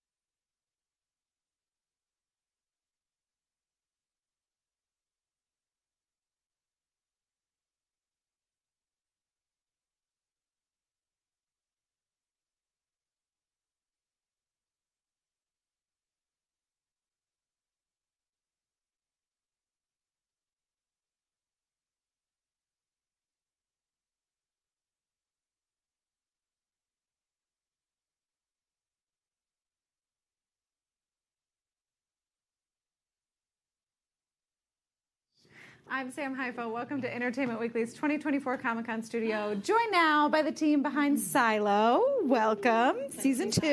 Hey, Sam. I'm going to start with a technical question for Graham, which is just, where do we pick up in Season 2? We pick up with the character that Rebecca plays, Yes. Juliet. Did you think you weren't sure if I remembered I your was name? about to. Yeah, I want to help you out. You do it. Yep. She's sent out to clean, which is a big thing in the Silo world, and she had said she was not afraid, but boy, she's going to go out and die. But then she figures out that, oh, maybe I'm not going to die. She goes over the hill, the first person to ever do that in the history of the Silo. Oh. And then, wasn't that good? Yeah. Yeah. And then we reveal that there are dozens of other silos. Yeah. In fact, we'll find out it's 50. And it's like, oh, my. This Well, is live, this is right? going to be interesting. Yeah. Don't give it all away. They've seen Season 1. Yeah. We hope. I know. We hope. But maybe now they're like, oh, that sounds like a cool ending to a season. I'm going I'll to watch that show. Yeah. Does that mean you're setting up like 50 seasons, like season per? Season per, exploring one per silo? No, the only thing we came up with was that the musical silos are 5, 6, 7, 8. But that's all we came up with. Nice. Okay, well, was it for Season 2, were you filming a lot alone? It feels like she's off. Or was it just kind of you and Wait, let me do this. Oh, yeah. Nice. There we go. Dramatic. There we go. Don't worry about it. Bit of a pause there. Thank you. Do you know what? It was very, very lonely. Obviously, there are things I can't tell you, but, things get... I was going to say wet, but I can't say that. But things get exciting. Okay. And it is lonely. And I also missed my entire Down Deepers and the crew. Yeah. We've... in person, we love each other, we are close, but it was exciting because Juliet was on new adventures and it was, unsteady waters. Is that what you say? Sure. Sure, why not? Untried waters. I don't know. Uncharted waters. Uncharted waters. Okay. But am I fully alone? I can't tell you. I will say this, Okay. that this is a mystery show. What Hugh set up in the books is, I remember reading it going, what the hell happened? Why are these people living underground?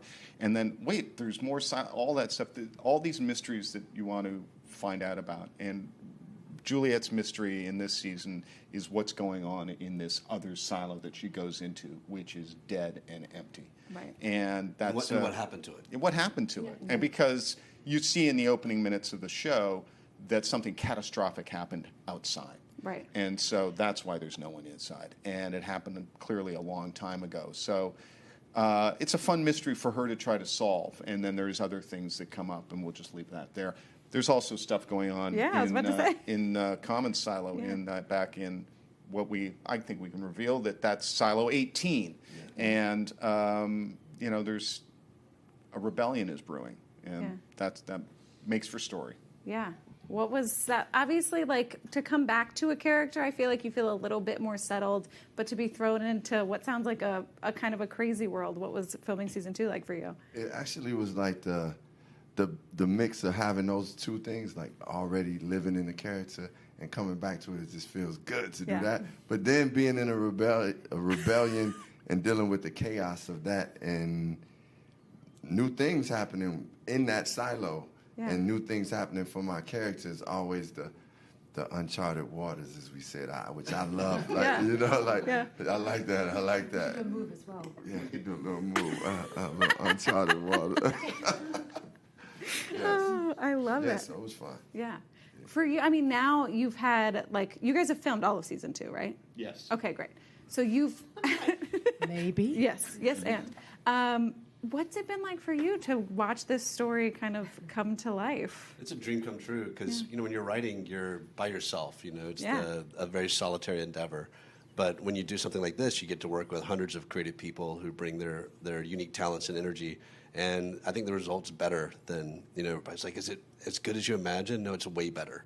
We have people whose entire job is to design the coolest furniture. Yeah. And when I'm not thinking about that when I'm writing. So the amount of detail, it's just unbelievable. Yeah. If you pay really close attention, you can see 2 steps on the stairs. No, you couldn't tell. But Hugh put them in. He was there when they were putting the steps in. It's like, give me a hammer. Give me some nails. I'll hammer some steps in. Yeah, it's fun, mingling with, can I paint some of this? Who are you? And I'm like, I wrote the books. Just some guy. Yeah. But it was neat, like a lot of the people who built the sets were actually reading the books. And they got into the story, and everybody's like, yeah, don't do that because we need to do the scripts. They're a little different. So make sure you stick to this. But Well, I was going to say, did you all get that guidance of like, don't read the books? No, do you know what? I want to say as well, one of the things, and I didn't mention this to you, but it meant everything to me. In the beginning, there was so much in the books, and I wanted to get Hugh's idea of who Juliet was. And I thought maybe Hugh was going to leave me like, a minute message. I got a 15-minute long breakdown of the philosophy of the intricate levels and detail of the hierarchical settings and Juliet. I mean, the mind of this man put the fundament to the creation of Juliet for me. Wow. So very much involved. And it was a back and forth thing. We had like a very philosophical conversation and got into Rousseau and Hobbes and all that fun stuff. Yep. It's great. I love second seasons of shows. I've talked about this a lot because I feel like season ones are hard. It's a lot of world building. You all know this. It's a lot of character intro. Season 2, it feels like you get to sit down and say, what worked, what didn't work, what do we want to do more of? What did you all kind of decide, like, maybe let's delve a little bit more into this element of the show? What do you feel like season 2 maybe does slightly differently, potentially? The first thing is that, and Hugh and I have done interviews together where I say, I want everyone listening to buy the books. But don't read them until you're done watching the series if we get to do the whole thing, so that we get to be the ones that reveal the answers to the mysteries. But the mysteries are what drive it, and people who have read the books would know that we're actually just at the midpoint of the first book. That doesn't really tell you how long the series would go, but it was really Hugh built in these big changes. So now we've got 2 stories running in the second season. I sounded English there. What they said. Second series? No, okay. That actually makes sense. Yeah. So it was, it was fun just to have these 2 trains running. Yeah. And we did something you'll see in the first couple of episodes where the first episode is, I can give this away, is all about Juliet, and the second episode is all about what's going on back in her old asylum. And then the stories start cutting back and forth, which was a fun way to get it going. But you're right. We didn't have to build the world. We didn't have to introduce everybody and what's going on. So this season picks up right bang on. Yeah, a lot of the cast that's kind of in the background really get to shine in season 2. So you get a lot more screen time we just have an unbelievable cast. A very deep cast. Yeah. And characters like Knox and Shirley and Camille and Camille, Sims. Yeah, it's like a lot of characters that you liked already, and they had little moments. Yeah. They really Nobody get liked developed. you. Nobody liked your character. You're right. A lot of people come up to me and be like, man, that's when... Yo, and I'm going to tell y'all something. This could sound racial, but a lot of black people, they get engulfed in characters, and people be like, I don't like your character. I don't like you at all. And it's mostly people I know, like, I don't like you, man. And I will say to them, as we talked about, just wait. Yeah. Just wait. You will like him less. But that's a good thing. I feel good when people be like, man, I really don't like Sims, or I don't know how to feel about Sims. I feel like that's a good thing. Yeah. There is something in Hugh's writing, and we go for this, which is even the characters you don't like, you find out more and you realize everybody's got their reasons. There is no one in that story that grew up twirling their mustache wanting to be evil. They just, and that's part of the mystery is what's going on and why. Yeah. And survival, right? That's the whole show is we live for ourselves and to survive, Yeah. We can go down that road. Philosophy. I love it. Survival. Which of you is the best survivalist? Who would maybe actually survive in this world? Hugh. Yeah. Oh, absolutely. Have you seen his flip-flops? I prepared for he can sail on boats around the world. Anything. He can make stuff. How long did you sail boats for? Like you just told me. Catamaran last year. I mean, sailing across the Pacific. Once you do that, everything else is pretty easy because that's a big ocean. Intense. Yeah, that's the survivalist right there. Did you write a book on the boat? This is after most of the writing, but most of this, I spent 10 years as a yacht captain, and that's when I came up with a lot of the stories that are books now. That's crazy. He's like an adventurer. He's like, oh, look at the seas and the swans and the seagulls. Oh, I know. Oh my gosh. Meanwhile, I lose AC and I'm like useless to the world. That's how I can't cook. You can barely do anything. I don't even know. The why. multi-talented. Oh, come on. Yeah, come on. I can only do a couple of things. You do them well. Yeah, Yes, well, thank you. amazing. All right, I've got to let you guys go, but thank you for stopping through. Thanks, Sam. Everybody else, stay tuned to EW.com for all your Comic-Con needs.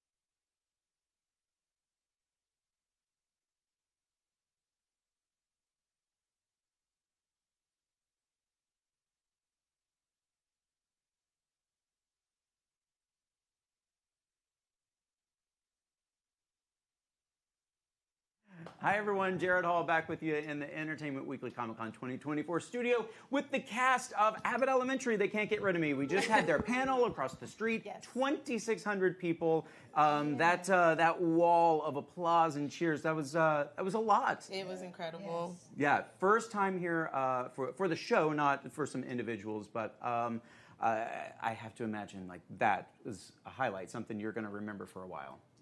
I mean, absolutely. 2,600 people is even more than a Broadway stage at one time. So it's amazing that they all wanted to be there to see that episode that was screened and to see all of us. There's no better feeling than that.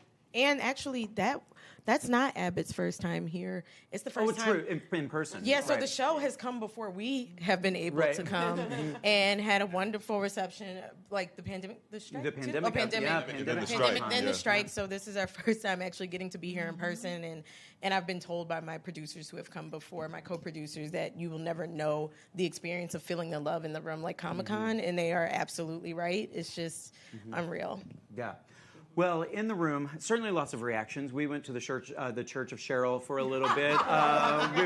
It was fantastic, and we had a lot of good laughs in there too, which I feel like is just so indicative of what this set must be like. Was that a pretty good representation of getting the seven of you together? Yeah.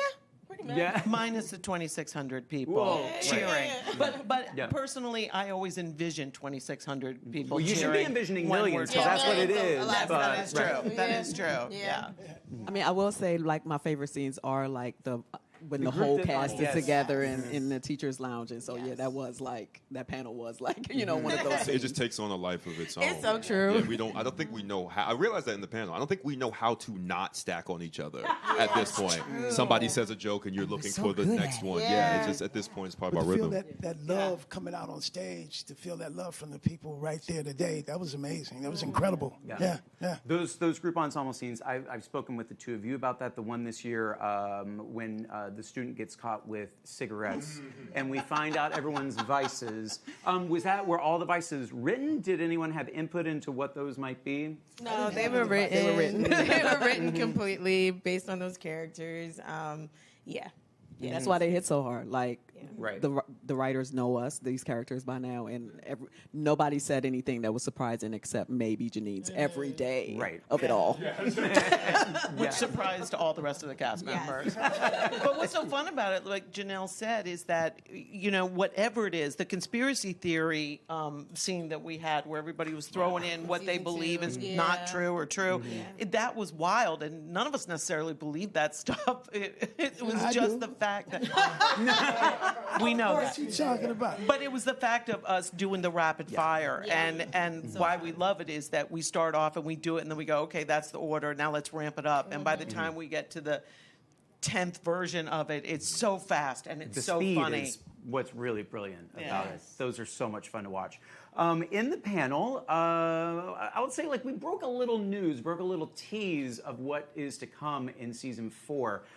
We ran out of time there and I didn't get to ask, but I wonder if this plays into what you said there, which is, the quote is, an interesting crossover. It will change television as we know it. Is it a quote if it just happened? It's printed in books now. I really feel that way. I'm not a liar. Standing on it? I'm standing on it. I am. None of us know. Yeah, they don't know, but we don't know. They don't know, but it's super tight. I cannot wait until we get to do it, and I can't say anything else. But I'm really excited about it, and yeah. I have what might be hopefully simple questions about it. Does it involve the ensemble or just specific characters? I'm not telling you anything. Trickery. I'm not going to learn anything. Not going to fall for that. Does it involve real life people or fictional characters? Does it involve you not asking questions about this anymore? This is crazy. All right. Does it involve Bradley Cooper? Because I like that one. Okay, but seriously, let's talk though about some of the guest stars this past season, because when some of these people, Bradley pops in, I was like, whoa, hold on, pause my TV. I was like, is that really him? Yeah. Do you have people just asking to be on the show? I mean, obviously we know Bette Midler publicly said make me Melissa's mom, but a lot of that kind of thing. And do you really try to figure out how someone might work in? No, I don't. I like we very much start with character first, story first, and everyone who's come to the show so far. Like for instance, Orlando Jones, who plays Gregory's dad. We didn't get to see last season, unfortunately, but that was just like we wrote the character, and it was like, man, who would be good at playing Gregory's dad? And like I asked Tyler, just because I always ask our cast members when we're getting a new character if there's someone that they like working with or who they've wanted to work with, and he said I've always wanted Orlando to like play my dad. So that's how Orlando came about. Taraji came about because we were just writing in the room and we were like, man, you know what killed this? Taraji. And we asked her, she said yes immediately. So it's not very often. It's character first. I think that's the best way for us to say it. And Bradley was a total extremely fun stunt cast because we had an episode after the Oscars, and we knew it was more, technical than that. We knew you have a cold open after the Oscars, you have 3 minutes to bring new audience members in, people who've never seen the show. And Bradley's from Philly. Bradley's super sweet, and he was game to play, and that's what we were looking for. And when those people who maybe had never seen Abbott before saw Bradley walk onto the television screen, they were tuned in for the rest of the episode. And so we really are grateful that he did that, because I think it brought so many new audience members to our show. I'm personally very grateful Lisa's to Bradley. very grateful. Lisa was just giggling. Because of the new viewers. That's why I was so happy. I really He's very loved pretty. That episode, because I wasn't there at all. That's right. I was not there at all. And to see the magic of editing and television now, I was like, oh my God, that really looks like me.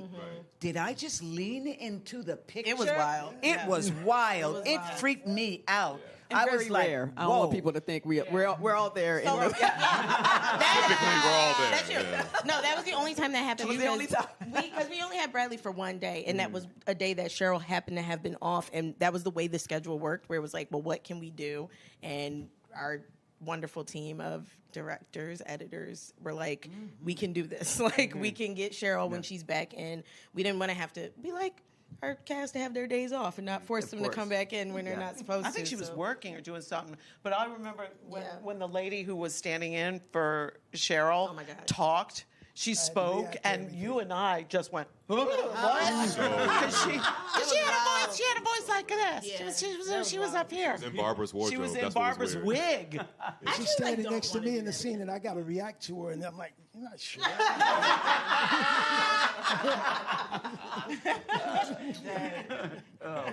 Mr. Johnson saying that. You're not Barbara.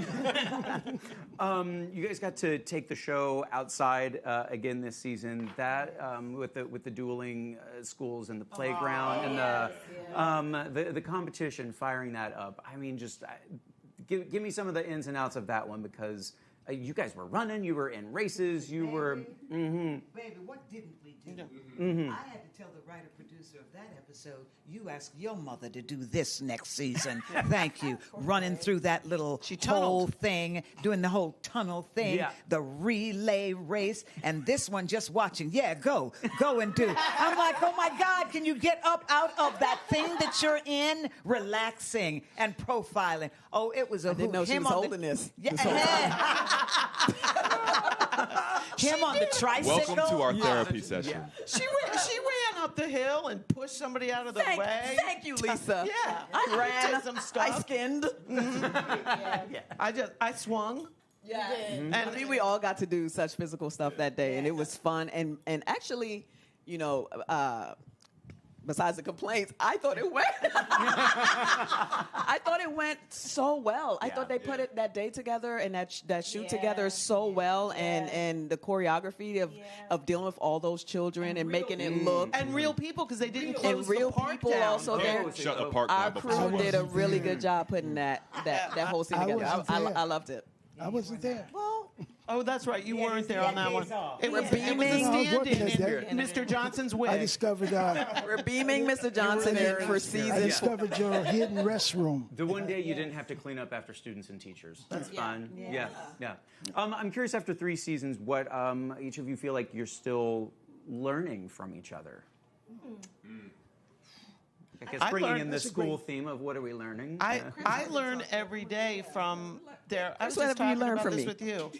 I remind myself when I'm on set, because everybody is so funny. This is truly, in my experience in this business, the most accomplished top to bottom stack cast I've ever worked with.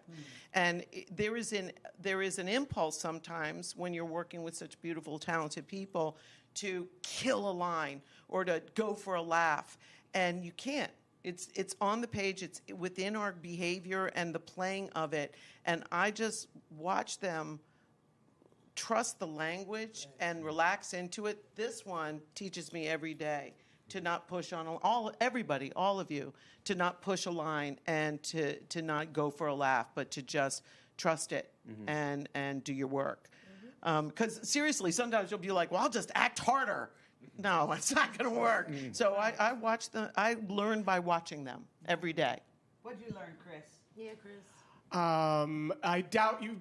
I definitely taught you how to act harder. I feel like of this cast, I'm like the person who's doing the most. I don't know. I think it's you. It really started with Quinta, by writing, very distinct characters that have a lot in common, obviously, but are really their own instrument. And I feel like I'm learning how to play their instruments. I'm not going to do it here because it messes up I'm going to abandon this metaphor, but it messes up the music. You really have to know what you're bringing to this thing. But yeah, I'm picking up on what everybody does, and it's so beautiful. And so I'll use it hopefully in the future sometime. For me, We're in a band. Yeah. For me, it was something that Randall said to me. It was one of those seasons. He said, "You can do anything. Now do nothing." It was the first was a season. pilot. It was a pilot? episode. It was me and Randall being like, we're in a mockumentary. We're going to pick up everything. We're going to pick up every little thing. And we were like, you can rest here.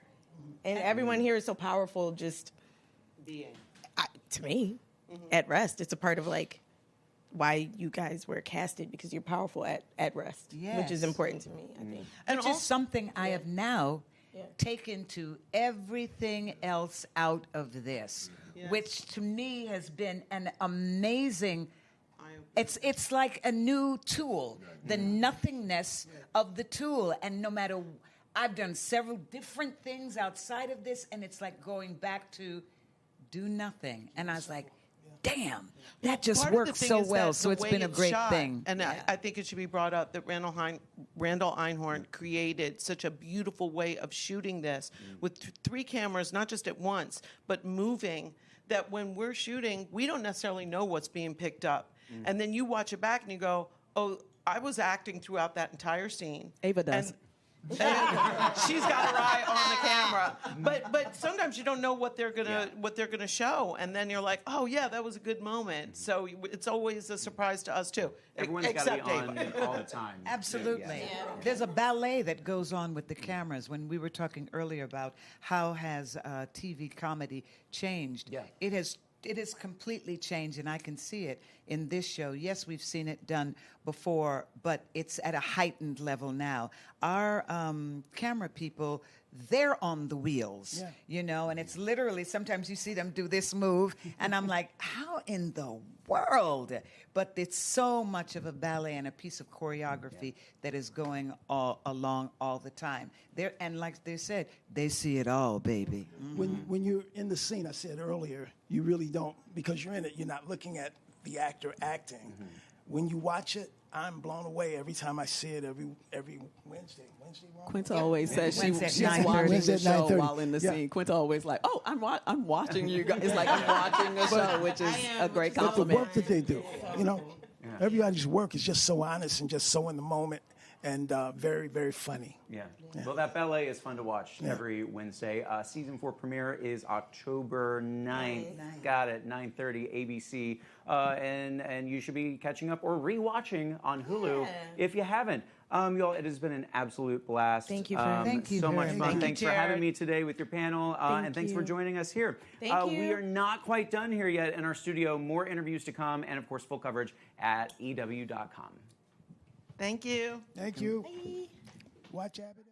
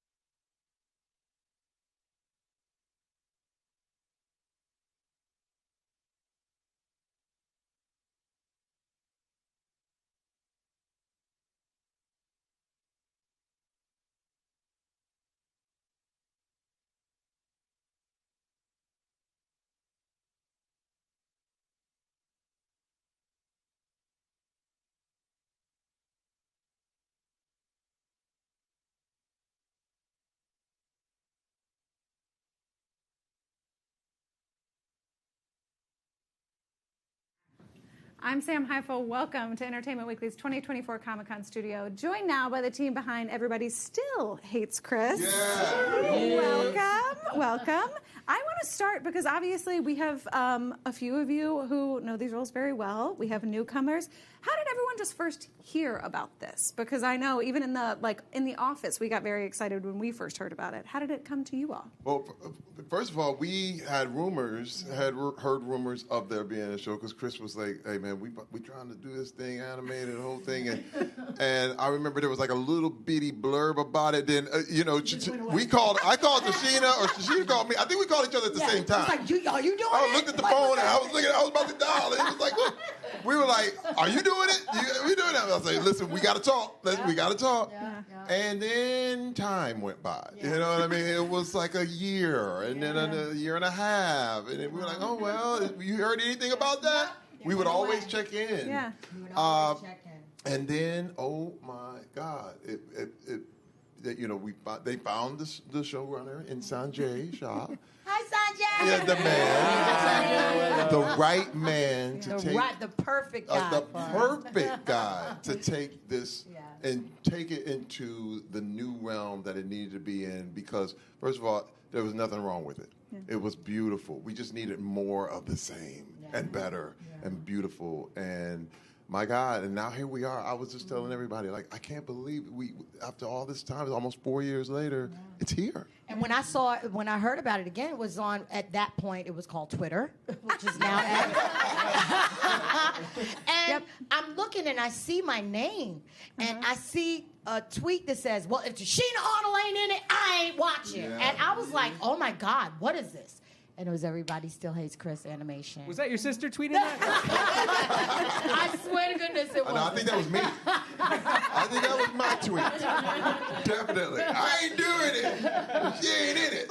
But for actors to, hear about something that they did, and when we left off, we didn't know if we were coming back, which we never came back. Right. So it was bittersweet. But then to hear hubbub and kind of hear people and watch people talk about it again, it was amazing. And here we are. Here we are. Yes. Here we are. I mean, animation takes a long time. I mean, I was telling them from the first time I talked to Chris was 4 years ago. I mean, it was during the pandemic. But animation takes a while to get things going and to do it right. And so, thanks for your patience, everyone. Yeah. But we're very excited to share it with the world. Yeah. I feel like we should go around and do obviously you all are reprising your roles. We got new kids. New children. I feel like we need character intros. Why don't you kick us off? Well, my name is Terrence Little Garden High, and I play Drew. Yeah, my baby. Yeah. Yes. Yeah. Hi, I'm Tim Johnson Jr., and I play Chris. Yeah. I'm Ozioma Aka, and I play Tanya. Let's go. I'm Gunnar Sizemore, and I play Greg. Yes, sir. My best friend. Amazing. What has it been like for you all to join this world? I mean, obviously it's a different thing, but it's a world that already exists. What's that been like? I mean, well, for one, it's been amazing because I grew up watching this show. So to not only just be a part of something so iconic, but to be working with such amazing people, like it's an honor sitting here with you guys right now. So it's beautiful. It's amazing. Amazing. Yeah, I agree. I grew up watching this show, too. It is one of my favorite shows. So it was a dream to be able to reprise this role as Chris. Love Tyler James Williams. He's the man. I got to meet him today. And he congratulated me. And that meant a lot. And so, to be able to be a part of this and to expand the universe of Everybody Hates Chris to Everybody Still Hates Chris is big. Yeah. It's big. So, yeah, I'm excited. Yeah. No, I definitely am. I just to be a part of the world and step into it and be devious and do all the things that I couldn't do as a kid, but I wanted to with my two older brothers. I was getting in my licks, but not in the way that Tanya does. So I'm excited for y'all to see that.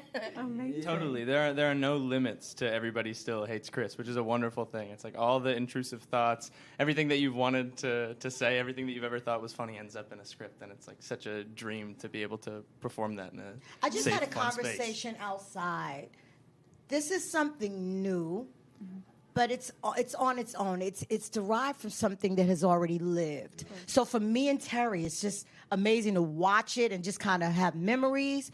But Sanjay and Chris have literally created something new from something that already existed. I have not seen that done in my 45 years of being in the industry. Yeah. Well, I got to say this too. When we were doing the show the first time, I had like a palm trio. Like, you know what I mean? Like, there were no apps back then. You were like, oh, look at this dude. I don't know, Daddy. No, I mean, you got to talk about, we were ancient. You know what I mean? This stuff streaming was just a dream. Like, it was like a wish. And we used to laugh at people who used to like talk about new stuff. Like, one day we're going to be able to stream the internet. I was like, get out of here. One day we're going to be live on YouTube. You know, like one day, like YouTube back then. Oh, no, come on. That was crazy. That's when they had the little chat rooms and the little people. Yeah. I'm trying to tell you, my screen was still black and white. It was like the screen from Alien. You know what I mean? So you're talking about the world has changed in a major way and so fast. Things that you can do now, you could not do back in the day. And I'm looking at what we're doing right now. It's the same thing, but like she just said, it's new in that, wow, the technology, the things that we can do, the way people want new things out of IPs, like the way we can transfer. I mean, I have to say it, to have a character that looks like me, that we actually acted and did. I don't know if that exists. To be honest, I don't know if it's very few. Like, it's not like The Simpsons, where they drew the character and then put a voice on it. Right. These are people. We were the characters. Okay, wait. So tell me, I didn't know that. So you guys actually what was the filming process like? Oh. Yeah, we were on UPN network, which is no longer existing, and then UPN went from CW to CW network, and then we went away. Right. 4 years. 4 years, but we did 4 years, and we didn't quite make it to syndication, but thank God it still got syndicated. Yeah. And I told Terry years ago when we first started, by the time we got into our second season, I said, they're going to miss this show when it's gone. Yeah. Yes. But what I did not realize that the show would never go away. They got bigger. Isn't that crazy? Yeah. That's beautiful. That's crazy. Yeah. I mean, it's a good show. It holds up. You know, before I met with Chris, I watched it when it first aired, but I binged the 4 seasons, 88 episodes. And my kid was maybe 11 or 12 at the time, and I watched it with him. And he got sucked in. He watched all episodes, and he really saw himself in Chris, and I was older, and I was seeing myself in the parents for the first time, And it was something that we could sit down and watch together, and it was just edgy enough that, he didn't feel like it was too little kid, and I didn't feel like it was, too much for just kids. And so I was shocked at how well it held up. No wonder it still does so well throughout the world, this show. So, bring it to an animation so it could be its own permutation of the original, to do something new, to world build, to see character pairings we didn't get a chance to see, to explore environments we didn't get a chance to see before, to really expand the universe was a challenge that, Chris and I were up for.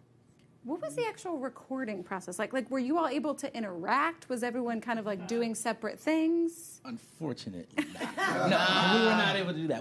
I'm hoping that we will get a chance to. Yes. Yes. Yeah. Yeah. Yes. It was really fun though. Like Mr. Sanjay, he really not only gave us the freedom to play, but also gave us the confidence to be like, okay, you're doing a great job. Yeah. You're doing your thing. Yeah. And every time we go into the studio, it's been amazing. So yeah, we're just excited for y'all to see it. Yeah. We're excited for y'all to see it. It's not easy for actors to act by themselves. Yeah. It's not easy to be in front of a mic instead of in front of a studio audience and act. It's not a stage. You literally have to entertain yourself while playing your character. Yeah. But the wonderful thing is that the writers have totally nailed all the voices of the characters. Definitely. So even if we're not together in the studio, and we have Sanjay, of course, who knows the show like the back of his hand, it always feels like I'm somehow with the other characters, even when we're alone in the studio. We also had writers who wrote on the original show, which was an amazing thing as well. It was like seeing faces that I saw years ago. I'm like, oh my God, they're back in the studio. It was incredible. Yeah. Go ahead. I was gonna say, to add on to the confidence part, like I'm sure everybody can agree with this. Getting a genuine laugh from Sanjay after a line is probably the most satisfying thing ever. It's the biggest win ever. I'm completely dead inside, and so to get a laugh out of me. Well, Sanjay, you know it's funny when he forgets to press the button. Exactly. And he'll talk to you like, oh, and I'm like, Sanjay, press the button. I can't hear you. I must look so insane. You just see this voiceless laughter happening. So when was the first time you guys all actually met, if you're not recording together? On Zoom. On Zoom? In person this morning. Here. Yeah, in person. Literally Yeah. here? Oh, wow. How's it going? Everybody's right there. This is family. This is family. Alliances will start I'm forming just a little within hours. smelly right now. I'm just a little funky at the moment. They won't say anything, but You know, whatever project, I've been doing this for a long time. I think, the oldest here, whatever. You're 1 year older than me. 1 year. 1 year. Yeah, we're 21 and 22. Right. Yes. But I always pray to God and I say, I just would like to be a part of not just a good production, but be around good people. And so I think that's very important because when you work, you want to whistle while you work. You want to be happy while you work. We don't see each other every day, but look what God does. Yes. We are all together, That's right. and, it's a synergy thing. And, it's up to you how you want it to turn out. So we're a part of a new process, something that has been birthed from something that is already existing and still being watched. Yes. And now we have something new, and it feels good. Amazing. I think that's a perfect note to end it on. Thank you, guys. Not the big mouth. Thank you. All right, everybody else, stay tuned to EW.com for all your Comic-Con needs. See y'all later.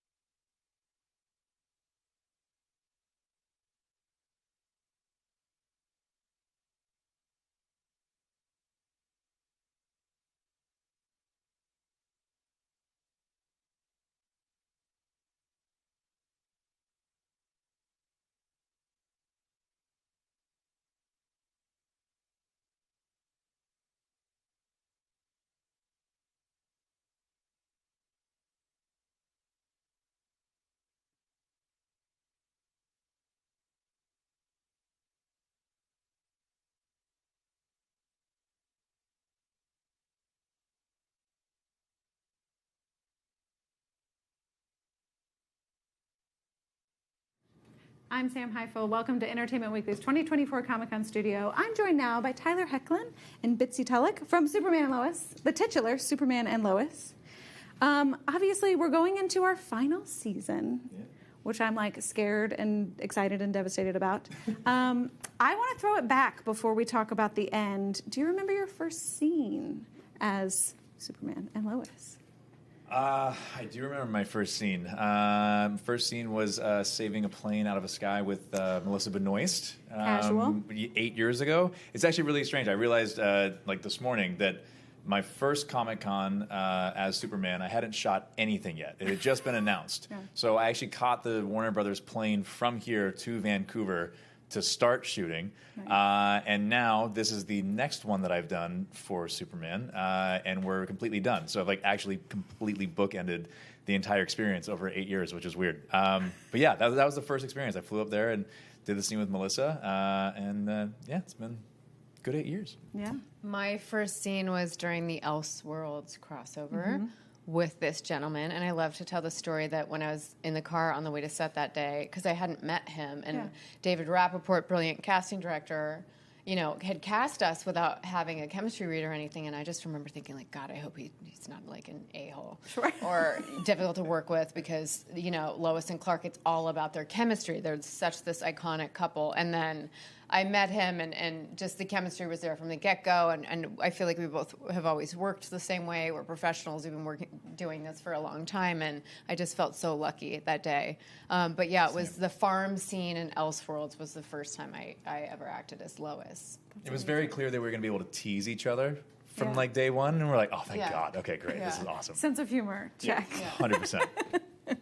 Did it feel different filming the final season? Like, did it because you went into it knowing, right? We did go into it knowing, and we're so grateful that we were given the chance to have a final season and wrap up the series properly. I think it was a little weird because, as many fans know, a lot of the series regulars from season 1 through 3 were dropped. They're still there. Everyone's still in the series, but just in far fewer episodes. And I think the showrunners did a great job including them, and it doesn't really feel like they're missing so much, but that was a little odd, getting kind of used to having, you know, and also our playmates that we'd been like partying with in Vancouver for those 3 years, like they're all back in LA or wherever they'd gone off to. So it was, you know, it was a little sad. Yeah, no, but like she alluded to, I think going into the final season, I think there was a lot of, I guess you would say, negative kind of coverage about what it was going to be with some restrictions and things like that, and the cast. But I would say kudos to our brilliant writers for actually taking those and finding a way to make them work to our advantage. I feel like in previous seasons, there were times where maybe it felt like, you know, each of the supporting cast were getting like little snacks each episode, whereas like, I think in this season you'll see like everybody gets like a real nice meal every time they're there, and it's like you really kind of get to flesh out these other characters even more so. So like honestly, like I like just props to them for figuring out a way to actually make that work to our advantage. So yeah, I think people would be like very pleasantly surprised with what the last season is going to be. Yeah. Did you guys feel, because I feel like you're in an interesting place, because I personally think season 3 was your best. I think it was incredible. But now, not only are you coming off your best, I'm just going to say you're coming off your best season. It's solely my opinion, but I'm just stating it. And you're going into your final season. Did you feel like with pressure, or was it kind of like stressful of like, man, we got to nail this? I think the biggest thing that was causing me to stress out is that we had been filming 10 or 11 day shoots for a 1 hour drama, and because of budget cuts, which you know extended the cast like we talked about, my husband David Gentoli directed episode 3 in 7 days. Oh wow. And I can't even believe he pulled it off. He's the only one who, everybody else kind of had 8. I can't recall why he had 7, but it's awesome, and he did it. And you know, we were pushing, everyone was just pushing themselves to like have the show go out with a bang, not a whimper. And you know, in spite of the budget cuts and you know a lot of the cast being gone, and so that was sort of what was stressing me out. It was like, God, my in the last 3 years we were barely getting it done in 10 or 11 days. How are we going to cut days from these episodes? And it worked. It worked. I mean, they're beautiful episodes still. Yeah. I was kind of chilling. I don't know. I think knowing that there was a moment where season 3 was going to possibly be the end. Even like when we finished it, I think we all felt very confident that we were coming back for 4. But then just, strikes and everything played out the way it played out. I think just knowing that we had the 4th season to come back and tie everything up, she's great. The cast is awesome. Our writers are fantastic. I think I just had a lot of faith in the crew and everybody. It was, I would say, for everybody, the crew has to get like a massive standing O for this last season because, like she said, getting the 1 hour done in the amount of time that we were doing it this season was extra stressful for them and a lot of crazy hours. So love the crew. You guys are awesome. They were just the best. And so, but yeah, I think it was one of those things like, it's the last one. And so there's also this bit of enjoying it while it's there, and there wasn't that pressure of, if this season's good, we'll get another one. It was just like, this is it. We're just gonna, we're gonna try to wrap things up, and so just trying to enjoy like, the little things, like sitting in the green room, being like, oh, I'm not gonna be listening to Alex play his guitar in between setups in a month, that kind of stuff. So yeah, it's very cool. Are you guys, though, like, oh, this is our last Tuesday kind of people? This is the last time I'm going to have a sandwich on set kind of people? Like, counting it down? There was a little bit of, like, when certain sets started getting wrapped up, we were like, oh. Well, there was one for us where we had a scene, and I just won't give anything away, but there was a scene where I think we had, like, another day or 2 of filming left, but she and I had a scene, and we were getting, like, to the very last setup, and I was like, this is, like, our last scene. And she's like, no, we have the other one, like tomorrow and the next day. I was like, no, I know, but, like, really like Lois and Clark like talking and having a moment like this is our last scene, and she was like, oh my god, and she got really sad. She's like, I don't want to cry before the scene, and so I was like, I did. But it was I like did. I it was posted that on very. Instagram. I was like, this was the selfie I took before, and then after I talked to Tyler, who made me cry. Yeah. Well, I know we're avoiding spoilers. What can you all tell me about the final season? Superman death. We're doing the death of Superman. We're doing the death of Superman. We are starting with a bang. It's going to be awesome. We know the fans love flashbacks, so there are going to be a lot of flashbacks. There's so much we can't say.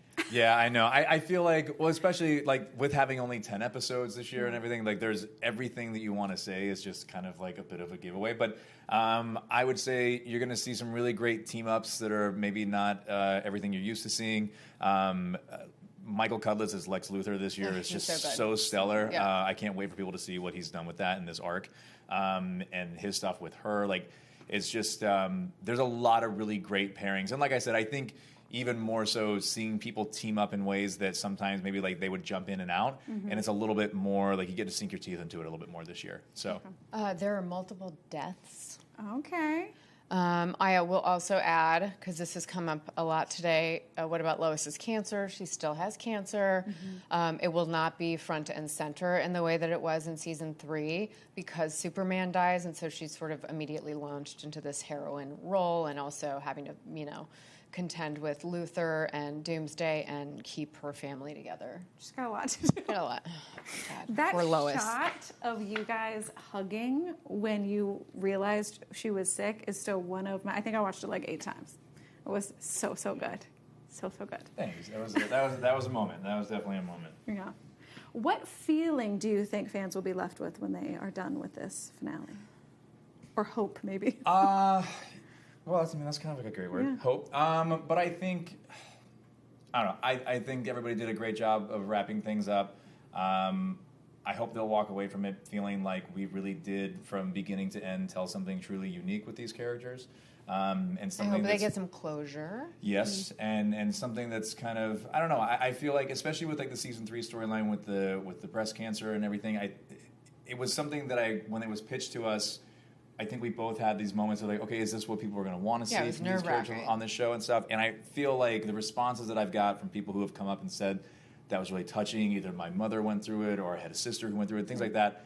I think at the end of the day, people just want to feel like they're not alone when they're going through things that are challenging. And I feel like this show's done a great job of tackling things that aren't always the easiest to discuss and go after, but done a great way of making people feel like they're not alone. And so I hope by the end of this, anyone who's been a fan of it will feel in their own way that they've kind of been along for the journey with one of these characters or multiple of them. So yeah, amazing. I feel like you guys are also in an interesting place where like you're saying goodbye to these characters, but like these are characters that have been played by others, are like already launching on. Like, is it weird to like say goodbye but kind of not goodbye? I think we always knew this was going to happen at some point. You know, we didn't go into this being like, we will be the final Lois and Clark forever. You know, I wish the best to Brosnahan and David. Corin Sweat going forward. And, you know, again, I would have loved to play her longer, but didn't work out that way. And we're lucky that we got to go out the way we did. Yeah, I was saying earlier, we had like the other show that I was here for a lot, which was Teen Wolf. Like that was like, those characters were our like original characters. So they kind of were born with us. And then when we stopped, they were done. But like with this one, it has always been that idea of like, we're carrying the torch. We're going to pass it to the next people eventually. And that's today. And I think there's kind of something really beautiful about that. I've always really appreciated that, and knowing that eventually it was going to be handing it off to the next ones. And I'm grateful for the years that we had with it, and I'm excited to see what they do with it. I'm sure they'll do an amazing job. So. Okay. Yeah. Well, I will let you guys go, but thank you for I can't wait to watch it. I'm scared. I'm going to cry so much. You are so going to cry. Great. Good to know. I'm going to load up on tissues. It'll be like cathartic tears. I cry when anything, even if it's like a nice happy ending of like a comedy, I'm like, it's over. I'm really bad at chapters closing. So you're going to be a mess with this one. Great. Good to know. All right. Well, thank you guys. Everybody else, stay tuned to EW.com for all your Comic-Con needs.